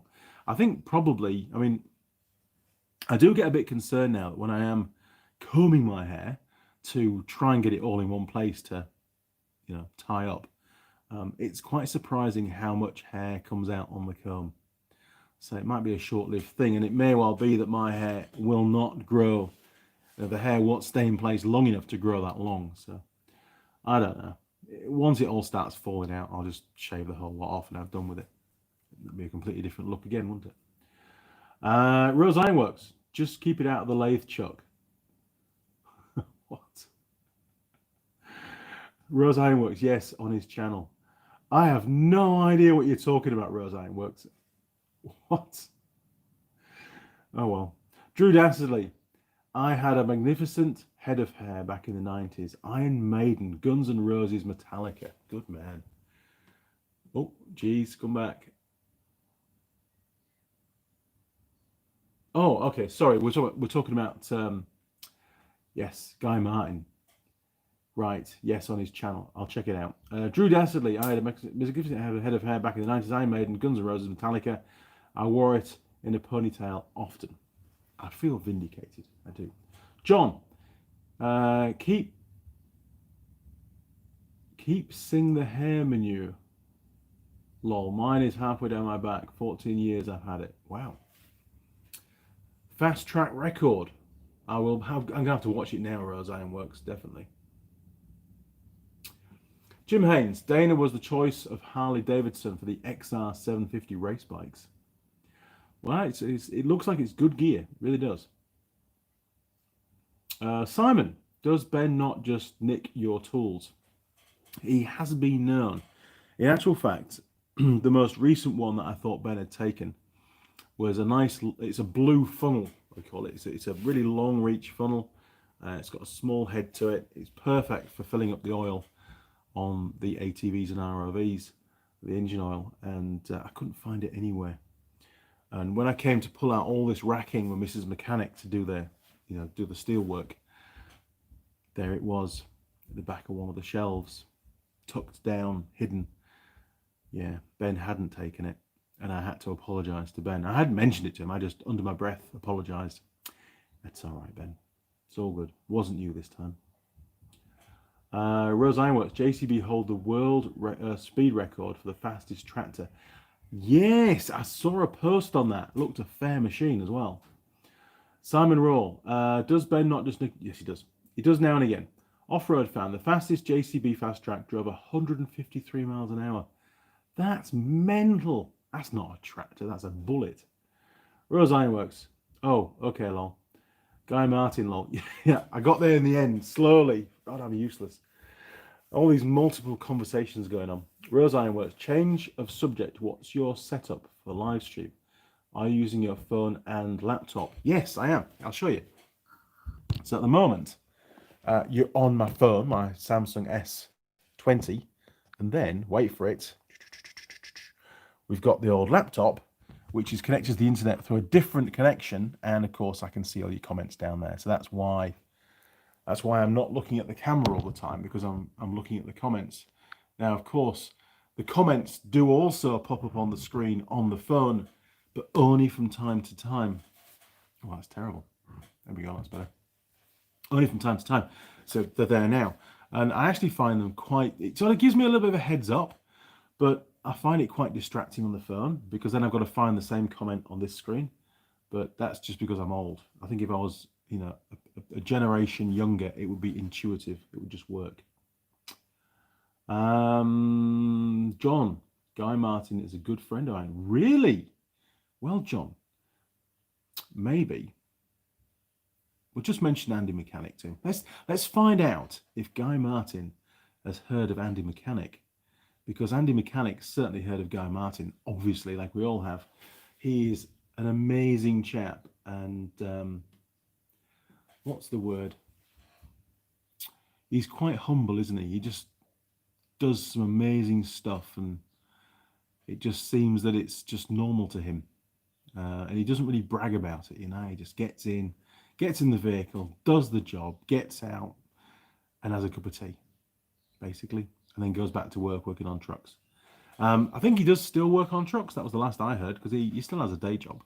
But maybe now, with all the fame and all the videos and stuff that he does, maybe he doesn't do that anymore. I don't know. But an amazing athlete as well. He does a lot of training, doesn't he, to do certain things. So, rides a bicycle a lot of the time. Pretty impressive. I'd just fall off, to be honest. So John, yeah, say hi from me when you see him next. Drew Dastardly, Guy is great. IOM TT champion. Then works on heavy duty trucks. Yeah, heavy, big full size Arctics and stuff, doesn't he? He knows his stuff. He's a great engineer. I remember he did one of his episodes that I saw. He was in China or Japan, one of the two. I think it was China, and it was this old guy had a workshop at home, and he had his own. It was like a machining shop. He had this massive lathe, and he was making some kind of cylinder, I think it was, and it had to be, you know, absolutely accurate. It was down to, well, you know, not points of a millimeter. It was almost like microns in the spec for the finished product. And he let Guy machine one up, and then he measured it, and he said it was within spec. It was, for the first time Guy had ever used that lathe, he produced something of a very, very high quality. So he's clearly a phenomenally good engineer as well. Maybe oh, I thought we'd lost the live stream for a second. It was doing a reconnecting thing. Always seems to be around about the 2 hours mark when it does that. It's weird, isn't it? Now then. Jim Haynes, I had a couple of old handheld fail and read off, and nobody wanted to fix them anymore. All the companies were gone, or no interest in the older stuff to repair. Are we talking about the old meters again? I think we are. Yeah, well, like you say, you know, nobody wants to fix stuff anymore. John, yes, he has, and I'll ask him to come on for you. That would be absolutely phenomenal. And he's already heard of me. What a bloke. You've made my day. I had no idea that Guy Martin even knew that I existed. I feel so humble right now. What a bloke. Simon Roll, our guy in Japan. That was the one. It was Japan, yeah. And it was this ancient bloke, and that's all he ever did was work from home in his little workshop with his massive lathe and other machinery, making this stuff on contract. I can't remember what the application was. It was a couple of years ago maybe when I saw it, but blown away, really. Really cool. Good guys. Reminds me a lot of you know, people that I've met around England and New Zealand as well, where they've got all the machinery just hiding away in their house or in the garage, or even in Spain. Actually, I lived with a family, James and his family, in Terrassa, which is a village, or a town really, outside Barcelona, about 30 k's outside, I think, from memory.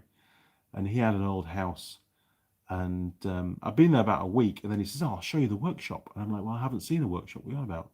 I've seen your garage. It's got your car in it." "Oh no, there's a workshop." And he had a massive cellar. It was like the footprint of the cellar, the floor space of the cellar was a lot bigger than that of the house. It went under his yard as well. And down there he had lathes and milling machines, and he had everything for a full-blown engineering workshop. And he used to make, he was an engineer in the weaving industry from memory. And he used to make these handheld things. They had an electric motor on them, can't remember what the hell they did now. It was a long time ago. I was only like 20 at the time, so it'd be 28 years ago. He's probably long gone now, unfortunately. His wife was called Maria. Made a great paella. And he made these things and he sold them as a bit of extra cash. He didn't own the factory, but I think he was the chief engineer there, and it was his job to keep all the machines running. So he was a clever bloke.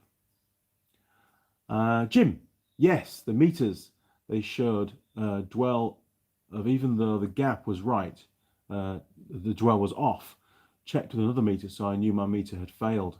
Ah, okay, got you. Understand now. Sorry, Jim. Mad Max 2. Let it grow, mate. It's your hair. Lots of my mates around my age, 55, still have them in the UK. Well, that's it then, isn't it? Here to stay. Should be cool. B. Have you seen Guy's Spitfire engine? I haven't. I think it was a Spitfire engine there's a village in Cumbria. Might be Ambleside, not sure. But there's an old warplane engine. I mean, obviously it's outside and it's no longer serviceable. It's all rusty and stuff. But there's one there, and that was the first time I came across such a magnificent engine. Phenomenal pieces of kit. John, he's a diesel mechanic. I think he's a lot more than a diesel mechanic now. Rose Ironworks, but I'm sure a very good diesel mechanic. He'll know his stuff. He sure will. Rose Ironworks, lol. The one that nearly demolished his boss's office. What? What? I have to keep going back.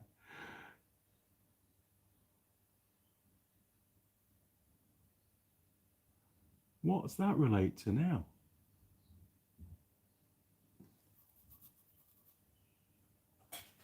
Oh, sorry, Rose Ironworks. You're going to have to fill me in on what that one relates to, because that's hilarious. Husker, haha. Hi, Husker. Roger Heaps, mates. Mate's dad still has fully working steam sawmill. Very interesting to see running steam-powered sawmill. That's amazing. Imagine what the neighbours would say when you get that fired up in the morning. Alexander James L. Living in South Cumbria myself. We'll have to go and have a look. Yeah, I remember it. I think it was painted white. And it might have been outside some public toilets or at the entrance to a park or something. But it was a long time ago. You might be able to Google it before you go hunting for it. But it was definitely there. This would be going back, unless some stupid council person decided it was probably a hazard to pedestrians and got it scrapped. We're going back now, probably mid-90s. I remember it being there. But I mean, why would you want to get rid of it? Piece of history. Now then. B. Crashed it through his kitchen wall. There's a typo in there. Jim K. Guy talks too fast. Well, he gets excited. That's what we do when he is Yorkshire, I think, isn't he? You know, when I'm on the line, when I'm doing videos and stuff, I have to slow myself down sometimes and try and pronunciate. But yeah, you get a bit excited sometimes and talk a bit quick. And then you get a really broad accent at the same time. And then that way nobody can understand a word you're saying. Rose Ironworks. Guy's Spitfire engine is mounted on a frame, i.e. static. He was told not to run it past idle. So he did. It had the propeller on. It so wanted to take off. I bet it did. I mean, that's just... God, that could be really dangerous. I remember years ago, we had Nissan on the off-road site for the week. And we kept all the vehicles up at the farm and drove them down to the site each morning for the demo days for the press. And I was doing an engine. I got up early one morning and I had to do an engine swap on one of our Nissan Patrols. And we got the old engine out and we'd got the replacement engine up on the engine hoist. And I didn't really know how good it was. I mean, I knew it ran, But I thought it'd be a bit of fun whilst we've got all the Nissan people there, and it was a Nissan engine, okay, from a different era. I thought we'd get this old SD33 diesel 6-cylinder engine fired up on the engine hoist, just for a bit of fun, because it had no exhaust light and stuff. So got a bit of fuel in there, you know, got a diesel tank, primed it up, and you know, energized the glow plugs manually, got them warmed up, took it off, gave it a crank. Bloody thing fired up, and it sort of, as soon as it fired, it rocked right across on the engine hoist, and then it came back and it sat there swinging around idling. It was quite a dangerous thing, to be honest. And like an idiot, I went to go and give it a rev, and of course, due to torque reaction, the whole thing swung right up on the engine hoist. It was amazing. It didn't all just come crashing down. And these technicians, there was the chief, the senior engineer from Nissan there, the head of marketing, there was all sorts of other staff around. And they were all busy talking until we started this machine up, and then they just stopped dead in the tracks, and they were watching this pure danger hanging from an engine hoist. And when I revved it up, it swung right up, and they all like stepped back and, holy crap, what's he doing, you know? So you do it once, you don't do it again. I should never have given it that rev, but it ran. That was a good thing. So we knew when we put it back in the vehicle, it was all going to be sweet. Yeah, so it's pretty cool. Dangerous stuff, as always. He crashed it through his kitchen wall. That's awesome. Rose Ironworks. It's a Rolls-Royce Merlin. Yeah, okay. B, and it demolished a wall. I bet it did. Rose Ironworks. Nice display of rotary inertia. Exactly. It would have been a fantastic little video, but God, yeah. Crazy. James Daly, best movie about cars in your humble opinion? Mine's got to be Ford versus Ferrari. I love the Ford versus Ferrari movie. However, my most favourite ever movie that really relates to cars has got to be the original Italian Job with Michael Caine in it and the Minis.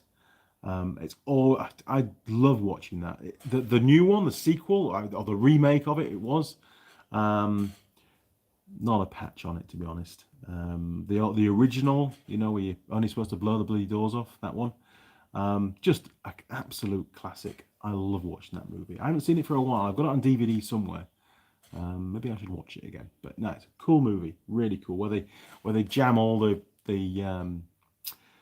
traffic lights and stuff in Italy, in the city that they're in. I forget.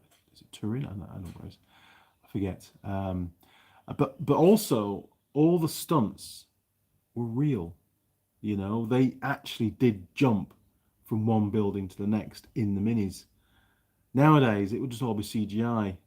But back then, some guy got in that car, knew he could do it, and jumped from one building to the next.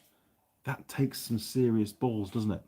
And as watching the movie, you've got to respect the stunt drivers for doing that kind of stuff to make the movie.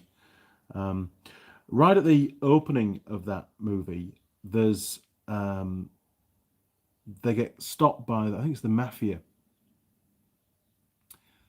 just before one of the tunnels. This is like the opening sequence of the movie, and there's a guy there in a big loading shovel, a big digger, and these are very expensive cars nowadays. They actually pushed one of the cars, or maybe two of them, off the side of the mountain as a threat, you know, a warning to them, and it obviously rolled off down the hill and blew up. Well, James Stokes, who was one of the lads that I was at college with, his father bought that car, or one of the two cars that went off the side, if there were two, bought that car, rebuilt it back to original. There, you see, bit of a link there. So another reason why I like that movie. B, oh yes, Drew Dastardly, the Minis and the coach on the mountain pass. Yeah, I mean, just the camera angle, you just think the coach is going to go off at every corner. It's just, you're on the edge of your seat, aren't you? And then that gold slews around it. You know something's going to happen. I know I watched the movie 1,000 times, but every time you think, maybe he'll make it this time. Maybe they'll get away. Maybe they'll get over the border with all that gold. Would be cool.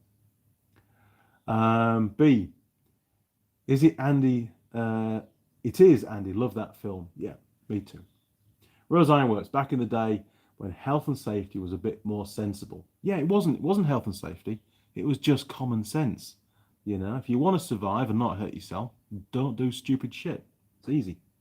Jim Haynes, real minis in the original best part when the old guy in Italy from England asks for directions and then says bloody foreigners. John, yeah, I agree with you, Andy. Greatest movie ever. Connor K, The Italian Job. The original was a classic. We are the self-preservation society. We are. Absolutely. B, love the bit about working on the rear differential on the minis. Yeah, I remember when they were welding, they were in the workshop, weren't they? Welding up all the boots, the boot space, strengthening them so they could carry all the extra weight. Just, and there was one bit where they cross a ford, you know, a river going across. And we all know that minis and water don't go very well together. And you're just waiting for one of them. I wonder how many takes it took to get the minis, all of them, all the way through that water crossing without, you know, spluttering to a halt in the middle of the water. Just like the police car. Remember the police car came in afterwards and then I think it floated or something and then it went off down the stream, but the minis were okay because they had all the gold in them. I don't know. It's pretty cool. It's a while since I watched it, but it was really, really good movie. Really good. I enjoyed it a lot. Every time. I don't think the kids, maybe Ben might, he might, you know, find that movie. I mean, he's seen it a few times, but would it be on his top 10? I don't know. Because it's a different era. They, you know, different generations expect more action from more modern movies and they've just got used to the CGI. But although saying that, he likes the Dukes of Hazzard. And of course, all the stunts in the Dukes of Hazzard were real stunts as well. And I think he's come to appreciate and respect all the stunt drivers and Smokey and the Bandit. I remember, in fact, you might be able to help me. I remember watching an opening sequence with Burt Reynolds. He was a stunt driver. And it was on a film set. They were filming the film set, so to speak. And it was like a disused steelworks or something. There was a massive chimney and they blew the chimney. So, you know, down it came. And he was in a Trans Am, I think it was. And the chimney's coming down and he's driving away from the chimney. And of course, the chimney crashes to the ground and it narrowly misses the back of the car. And from what I remember being told, from whatever source, it ended up, obviously it was a one take, you know, it was one take. They couldn't build the chimney again. It was, you know, it was one off. And they said that the chimney came down a lot closer to the back of the car than they originally planned, and it was really close. You know, half a second later, and the car would have been crushed by the chimney. And you know, it takes some balls, doesn't it? The stunt driver seeing the chimney coming down, and he could have, you know, he could have aborted and turned offline and got away from the chimney, but he didn't. He stayed the course. He got the shot, and he risked his life to do that. And I don't think you would really know that you're going to make it out of that alive or not until all the chimney's down. Very, very cool. You've got to give these guys a lot of respect for doing that kind of stuff. Rose Ironwork, is Holly's bike getting a new paint job? The tank looks a bit worse for wear. Actually, I've got a spare tank for it, which is actually on the hoist. Just there, look. It's not as bad. So it's going to get replaced regardless. Holly does want to paint the new fuel tank. So I said, oh, cool. What colour are you going to do it? And she goes, oh, white. So she's going to go for the same colour as original. So I offered to get a couple of new decals to go on it. So it all looks brand spanking new. But no, she just wants a plain white tank. So that's fine. That's all right. It's her bike. She can do what she wants with it. So yeah, I've got to take that other tank up to Auckland actually so she can get it painted. Drew. As an IT geek, I was totally impressed at how they hacked the traffic lights. This film was before anyone knew of IT. It certainly caused some problems for them, didn't it? Connor, some of the old Bond films had some great driving scenes as well. They did. Do you remember the old Corkscrew Bridge? one of the Bond films, they jump a bridge and the car does a corkscrew in the air. And that really happened. You know, bloody cool. Jim, the movie Grand Prix did things they could never do again today. Grand Prix, have I seen that one? I'll have to check that one out. I might have seen it, I might not. It rings a bell, but I can't visualize the movie. Jim Haynes, Hooper. Ah, Hooper. So Hooper was the one with that opening sequence of the chimney coming down. I need to find that. That is a brilliant, brilliant movie. B. Have you seen Rush? I have. Really cool movie. Seen it a couple of times. John Nuttall. I bet they used Siglass on the cards. What's that? Siglass. I don't know what Siglass is.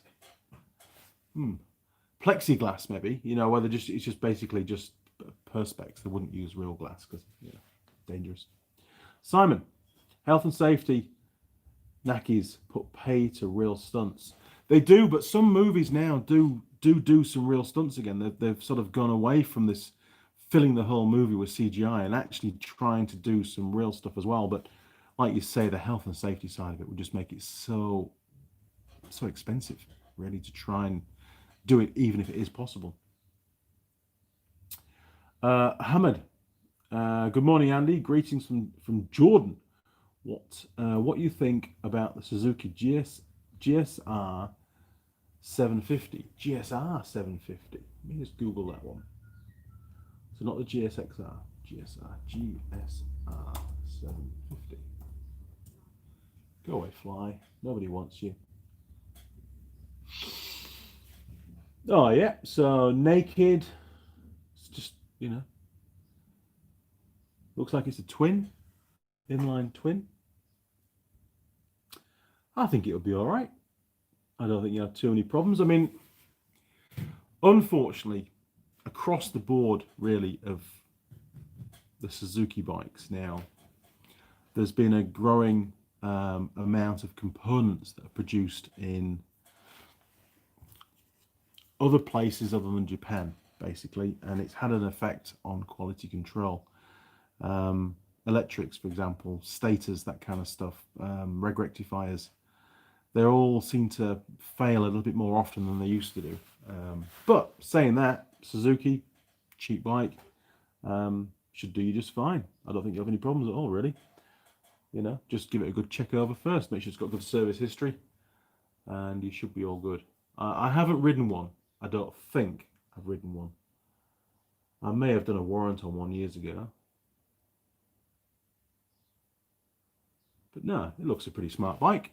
Riding position's not too laid forward, so you should be able to do reasonably long rides, without getting wrist ache and stuff. Hey, oh, what's going on here? Yeah. Drew Dastardly, health and safety make it dangerous to use a new brand of pencil in the office without a fully documented risk assessment. Yep. I remember when I worked for Unitech, we had an issue. They had an accident, in fact, a spate of accidents in their building department. Where they would teach the students how to build houses, or should I say glorified sheds for New Zealand, because they're all made of wood. And they found that the accidents related to bits when they were hammering the nails in, because they used to nail everything, not screw it for some reason. Fragments of the head of the nail would often break off, and they had a couple of cases of these fragments going into the eye of the student, which obviously is not ideal.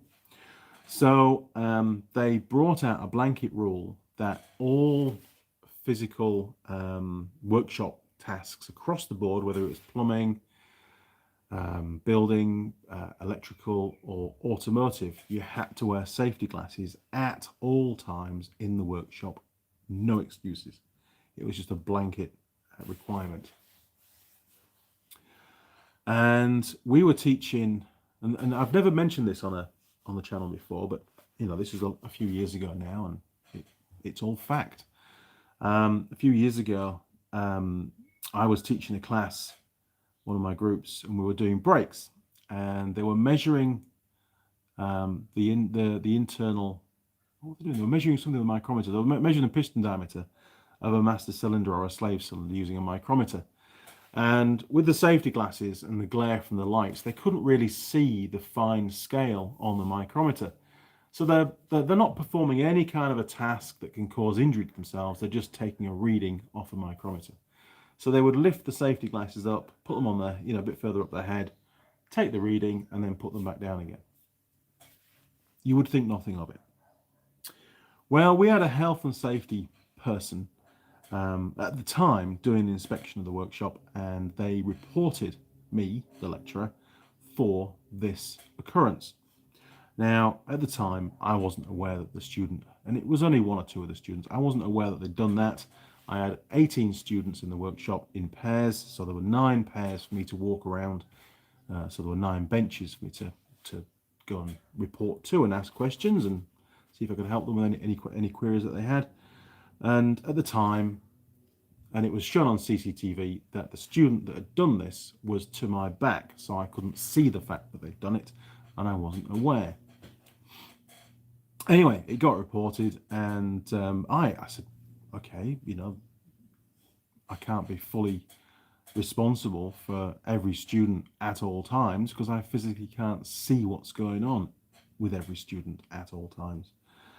And anyway, it got a bit serious. So I asked for a copy of the risk assessment, and this is where this came from, showing that they'd done a risk assessment of each workshop task and therefore deemed wearing eye protection for every task a requirement. Well, and legally as an employee, under New Zealand law, I have the right to ask for a copy of the risk assessment. And they declined to provide it. They refused to provide a copy of the risk assessment, which was therefore illegal. And anyway, it all went into a bit of a shit fight, to be honest. And in the end, my boss, who was gunning for me at the time, lost his job. And I was still working there. And I was very happy. So there you go. Risk assessments. You've got to have them.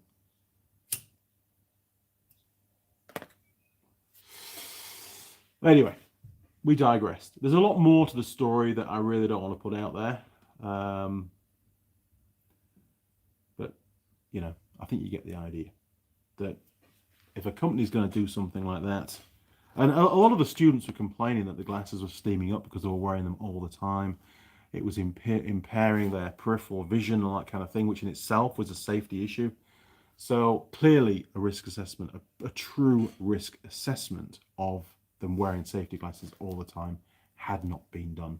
It was a shoot from the hip reaction to the fact that they were buying cheap, nasty Chinese nails, which were fracturing on impact with a hammer. And I mean, sure, maybe when you're hammering in nails, you should be wearing eye protection, and they weren't, and that's why it got in their eye. So maybe they should have done their job properly at the start, rather than try and do this giant band-aid to say, well, nobody's ever going to hurt their eyes ever again because they'll be wearing eye protection all the time. I mean, that's a stupid thing to ask, isn't it? Anyway, here we go. Andy's ranted on enough today. Jim, Hal Needham was the stunt guy in Burt Reynolds' movies. They were partners in a stock car team also. Cool. Alan Cook, hiya.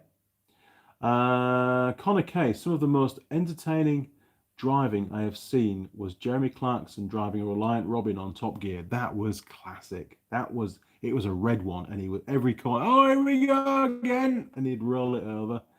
It was pretty cool. I mean, you got to give Jeremy fair dues. He has put himself at risk many times. He's there sliding down the tarmac road on the side of the Reliant Robin, and there's a bit of perspex between his head. I'm sure he's wearing a crash helmet, between his head and the tarmac road, and you can see the tarmac road sliding past the window as he's going down the road. That's real. He did that. Very cool. I'm still learning. Hello, Andy. Good morning. I'm still learning. Ahmed, yeah, I think it's not the right time. If I can ask about the Suzuki GSR 750 A16, I haven't a problem with the ABS and doesn't work Hang on a minute. Does it until it cools down?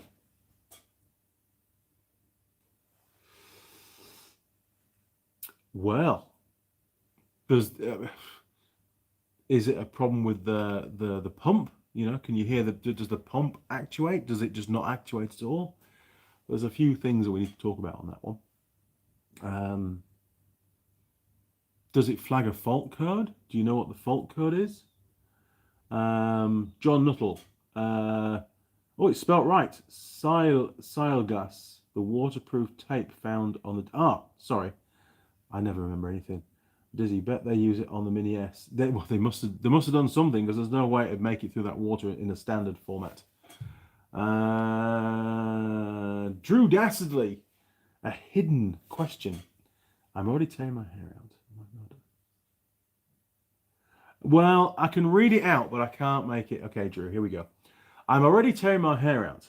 Oh my God, I really hate, and that really began with an F, all the health and safety nutters, which have now added SJW nutters too. SJW, what's that stand for?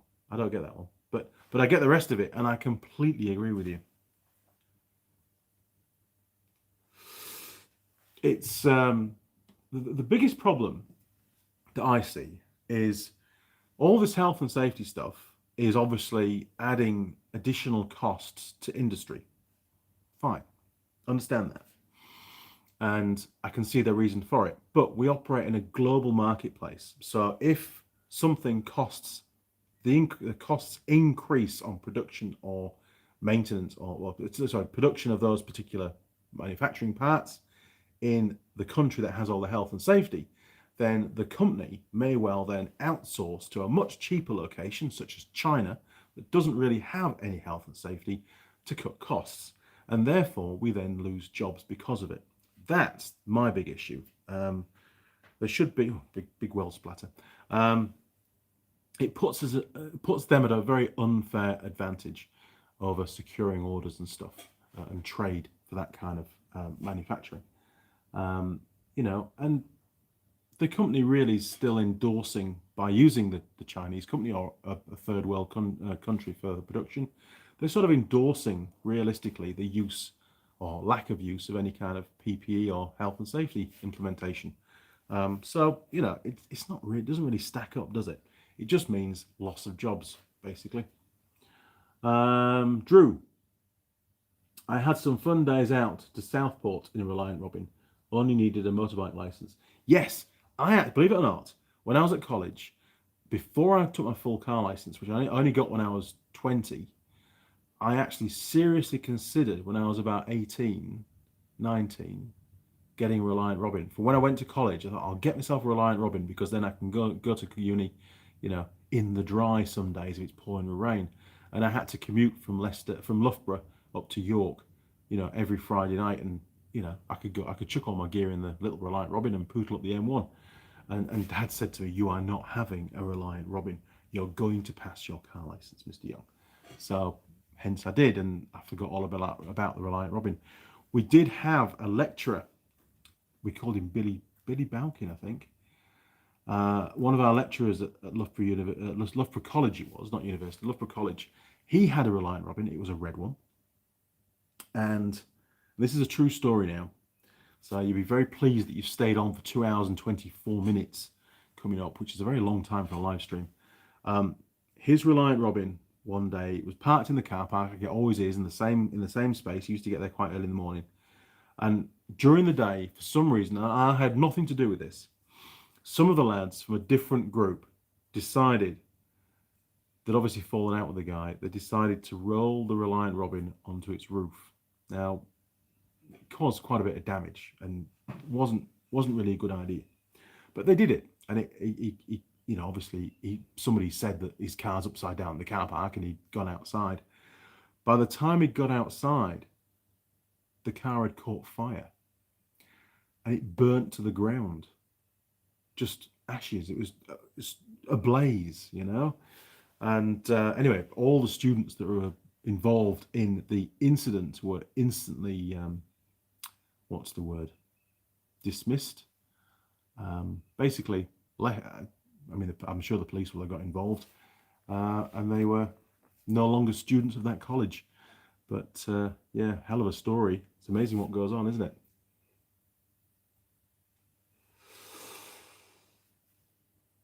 B, yay, he tipped it in the back of a news broadcast. He did, that's right.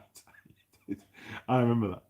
Drew, but the Top Gear Reliant Robin Space Shuttle was one of the funniest events I'd ever did see. Yep, I saw that one as well. That was really cool. Simon, did he, Robbins, not get banned from motorways? I don't know. Probably. I mean, I suppose people say that they're really unstable, but if you drive them within their limits, they're actually not too bad. I don't know. Maybe they did get banned from motorways. I don't know, Simon. I can't comment on that. Drew, what do you call a Reliant with a football in it? A whistle.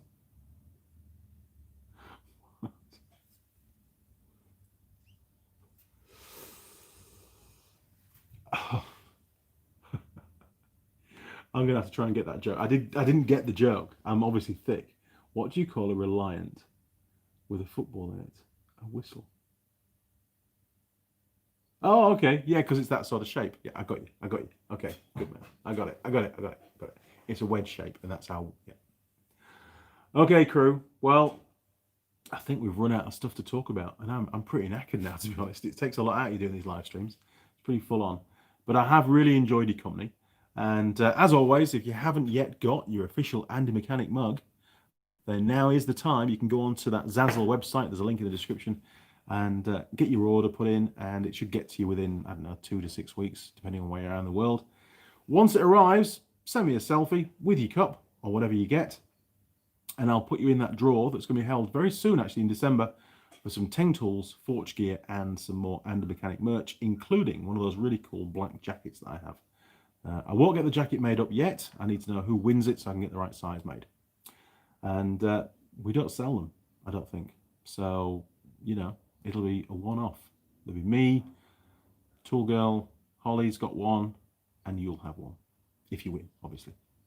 So there you go. And if you haven't yet sent through your Toolbox sticker picture, and you received a Toolbox sticker in the post, you know, because people asked for them, then send it through, because I am slowly working my way through all those photos, and they'll be all going onto the Instagram and the mechanic page.